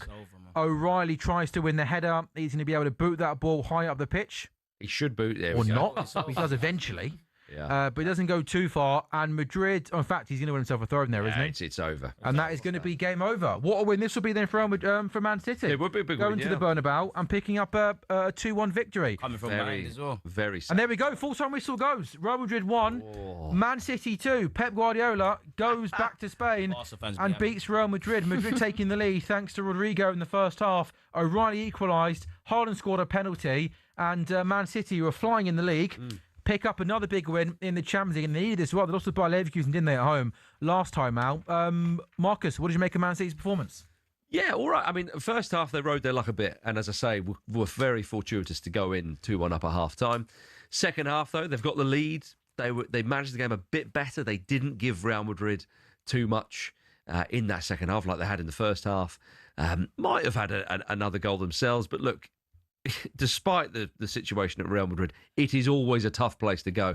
It's an enormously satisfying win for Pep Guardiola, who, as I said, pre-game, looked the most relaxed and the most, dare I say, smug that I've seen him when they've gone to the Bernabeu before. Master beat the apprentice, too. Well, exactly, but good on you, Pep. Enjoy this victory because it's really, you know, another little jab at the team that really don't like him, to put it mildly. But a big win for Manchester City. That'll give them confidence as well going ahead in this competition because they're on a little bit of a run of form, aren't they? And going all pretty well in the Premier League and so on and so forth. So, yeah, big win for them. Huge night for Pep Guardiola, of course, because winning in Madrid is something that man absolutely loves to do. So, a decent night then for the English teams in the Champions League. Man City winning at Real Madrid. Arsenal winning at Club Brugge. Newcastle were unfortunate not to win in Germany at Bayer Leverkusen. They were leading up until the 88th minute. Then Grimado scored an equaliser. So what we'll do then on talkSPORT Goals is take a very, very quick break. And then when we come back, we'll round up everything that's happened this evening in the Champions League.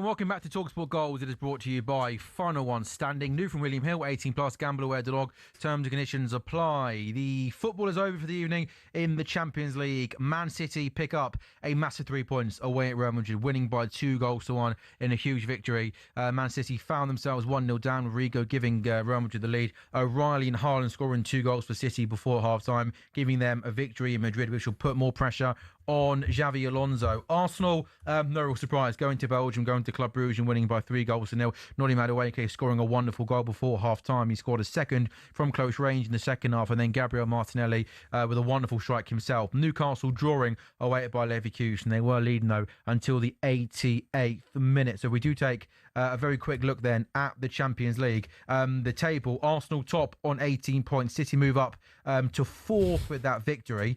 They move on to 13 points. They're Arsenal, the only team with 100% record. It's Atalanta, Inter, Real, Atletico make up the rest of the top 8. Liverpool, Spurs and Newcastle just outside the top 8. Chelsea as well. So in fact, it's 8th place, Atletico Madrid on 12 points. Liverpool have 12, Spurs 11, Newcastle 10, Chelsea 10. So all the English sides either in the top 8 or, worst case scenario, 2 points off the top 8 with 2 games to go.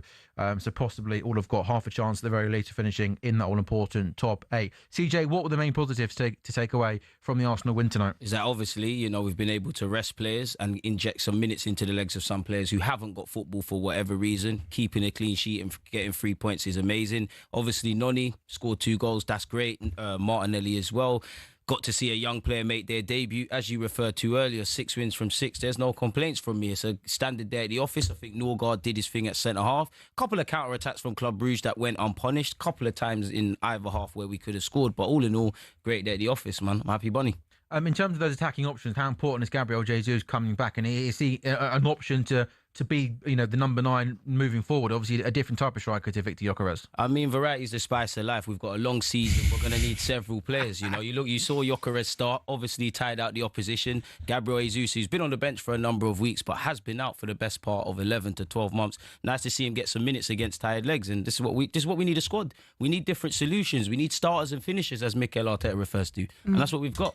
Internet is suggesting that Gabriel Jesus has been better in 10 minutes than Gyökeres has been all season. That's great. How would you respond to that? That's a fantastic thing, and this is what happens when you've got so many good footballers. Everybody should be challenged. These are the good conversations. If they're talking about a better footballer per se, Jesus is, he's Brazilian. He's Brazilian, so of course he's going to be great. We didn't buy Gyökeres for that. He's there to score goals. It's very difficult when you're not necessarily creating for him, but that's what we want. So then is that the problem then, that they're not creating for Gyökeres? I mean, Mikel Arteta said it himself, and all the more in the know ITKs have come out and said that, Arteta has demanded that the players find him a bit quicker and things like that. Of course, anyone who plays up front, you're playing against a low block playing for Arsenal. Jesus is a better technician than Gyökeres. So naturally, he's going to get into those pockets and create havoc. Jesus is a player that last season, and probably when he's properly fit this year, he's shown he can occupy the left-hand side, the right-hand side, playing through the middle. We need these options. From August to now, we've dealt with injuries. It is great to see him back on the pitch. It's great out to for see so long. Yep. Especially because you've got a World Cup next summer as well, which obviously I want to achieve. But you can agree with that. It's great to see him back on the pitch. I couldn't care less. It's not That's horrible. It's someone's health. An injured player. well, obviously, I mean, It's his health. yeah, okay, great. I wouldn't be happy about Spurs. I wish him well. I wish all the Spurs players. I wish the him best well. of I couldn't care less if he's so playing we or can not. see them stink up the place. I literally, that makes no difference in my life whatsoever if Gabriel Jesus is playing or not. Do you think when Kai Havertz comes back, Kai Havertz will start over Victor Gyökeres? It depends what Mikel Arteta thinks is the best option. Gyökeres. What do you think? What do you think is the best option? Actually, depends on the opposition we're playing. I'm fascinated for you're basically just not having Victor Gyökeres here. You're basically giving up. I'm just trying to do some. I'm just 2 hours and asking questions about Victor Gyökeres. I'm fascinated. I'm asking questions on to CJ, Okay. the Deluded Guna, on a player that they signed in the summer, and I just wanted to know whether or not he is interested in Victor Gyökeres. It's not. Sorry, the internet's talking about it. Why can't I? I've got a lot of time for Gyökeres. I'm not going to write someone. I'm just asking him a question. Now they have options in Gabriel Jesus. They'll have Kai Havertz back. What is the best option for Arsenal to play? It's a very valid question. It depends on the game state. If we're playing Manchester City, that's a very different option up front than against you lot. Against you lot, I might start Gyökeres. You could have played anyone up front against us. You got different profiles. Example, yeah. Well, then if we're playing like Liverpool before they obviously started stinking up the place, Kai Havertz is probably our bread and butter. There's even scope to play play both of them, either two up front or one in the place of Odegaard. And this is where I want to see Arteta kind of mix and blend. Obviously, for me with Gyökeres, I'm not going to lie, I just want to see him in the... I know strikers don't just stand in the box, but I just want to see him on the end of things. Yeah. I'm not really interested in the build-up play. I think we've adapted to Gyökeres. There's a bit more adapting to him. I don't know if Arteta sees him as a first choice. Havertz is fit. I reckon if you were to put a gun to my head, I think Kai Havertz, Gyökeres, Merino. I think Jesus is more of a filler-in kind of guy, wherever he can get in. But we need these options. I don't really care for these individuals. You can get 20 league goals. If we don't win the Prem, I don't care. If Gyökeres scores 10, but we win the trophy, happy as Larry. Yeah, sure. Yeah. Different options, different solutions. I think he's adapting to Arsenal. Gyökeres at the moment. Very good player. Yeah. Do you see Victor Gyökeres, Marcus, long-term being a centre-forward that's going to score 25, 30 goals for Arsenal? No. At the moment, probably not. But we'll see. He is. I know he's played in this country before, but he's not played for a team who's top of the Premier League at that level and so on. So he will naturally be having to get up to speed with the rest of his teammates. I think he's done all right. Literally okay. I mean, the reason why the price tag's there is because of he scored hatfuls of goals in Portugal, and strikers are at an absolute premium. Yeah, but even his price tag, when you put it into comparison, but that's the reason. Pennies. But I hear you though. But that's what I mean. Is it the price tag, or it's because Arsenal have needed a striker for years? Well, I think Arsenal linked with everyone and their nan. It's a combination of those things. But I think the price tag, people think, oh, actually, you're going to get that sort of oven-ready striker. But as we know, it doesn't work out like that. But look, they've had a very impressive more goals than his teammate at international level. Who's played in this Premier League before.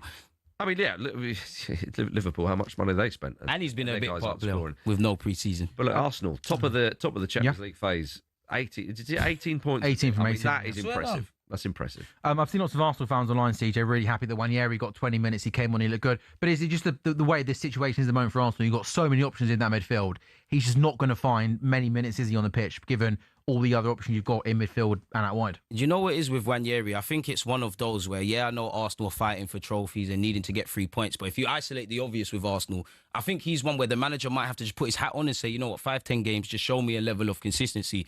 Apparently, we see him more as a central midfielder, whether people like it or not. You're competing with the captain Odegaard. You do have Eze plays there now. Eze plays there. You've got Merino. You've got plenty of options, and the same goes on the right. You look on the right hand side. I think Dalman's ahead of him when fit. Caveat that with the fact that he's 15. Noni's come in, and then you've obviously got Saka. Reality of playing for a big club, innit? Like, you're going to struggle for game time until you make yourself a star. Is it a similar situation to like Emile Smith-Rowe, that he just might have to go elsewhere just to get game time? I think in January it's an option. I think, just selfishly from Nwaneri, he might want to go and play. Whether you can adapt to a new team in January, that's another thing. But if they've got 15, 20 games for you, great. But then again, you knew what time it was coming into this season. You've signed a new deal, and obviously we're fighting for trophies. Do you not want to be a part of this in May?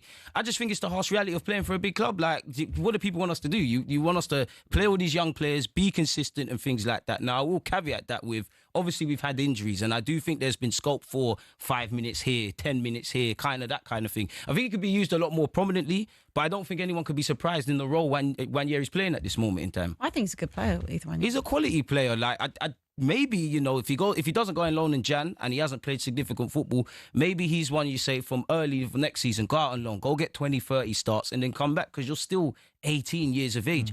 I've always said with Nwaneri, he's obviously a young player. He's capable of moments of madness. He's a fantastic player, but you've got to affect the game across 90 minutes. I don't know if you lot remember, but Arsenal fans will remember, like Leicester away last season where Merino obviously scored. That was the first time that Nwaneri was efficient and effective and a constant threat for 90 minutes. Now, these are obviously things young players have got to add into the game, but that's where Nwaneri's at. I do think he could have been utilised off the right. If the club don't see him off the right, fair enough. I'm sure he would just want to play games where he could, but we got to remember these men are like 18, 19, and then you play these guys and people say, oh, they've played too much, they're going to get injured, yada, yada, yada. Last season they were saying that about Miles Lewis-Skelly. They're not saying that now. So it's the reality. It's like the fairy tale. It's not that the fairy tale's over, but it's like you're a young player, but you're seen as an option. Go and give Mikel Arteta something to think about. Go and make yourself, I can't leave you out the side. And only time will tell. And the other big positive this evening for Arsenal was the form of Noni Madueke. He had that injury where he missed a few weeks, but pre that injury and post that injury, when he's being asked to play instead of Bukayo Saka, he's coming in and doing everything that he's been asked to do. You said it there, Sam, and we've wanted a player like this for ages, man. I would say with Noni, I can't speak for what was going on at Chelsea, but considering all of the talk going into this season with Noni, I actually think he looks a lot more confident in Arsenal's shirt. He's got a smile on his face. Like you said, we obviously want goals and assists. He got on very well in his initial period at Arsenal, got injured, and it's like he's never left. He did well. He's been doing his thing in the champs. He bagged against Bayern, scored a screamer and a second goal today. Long may it continue, Madueke, man. Go and put pressure for spots. This is what I want. I want my whole team performing. And if I'm honest, from August to now, you ain't really seen our attacking group better yet. Collectively, make some fireworks. So let's keep it going. Let's get better. And we know, Marcus, they're going to be hard to stop in the Premier League, but also perhaps as well in the Champions League. When you look across all the competition, certainly with the defensive record, over 2 legs, going to be a tough team to beat. They're the team to beat in England. They're the team to beat in Europe. And their position in both of those, in both tables, backs that up massively. They are top of both of them.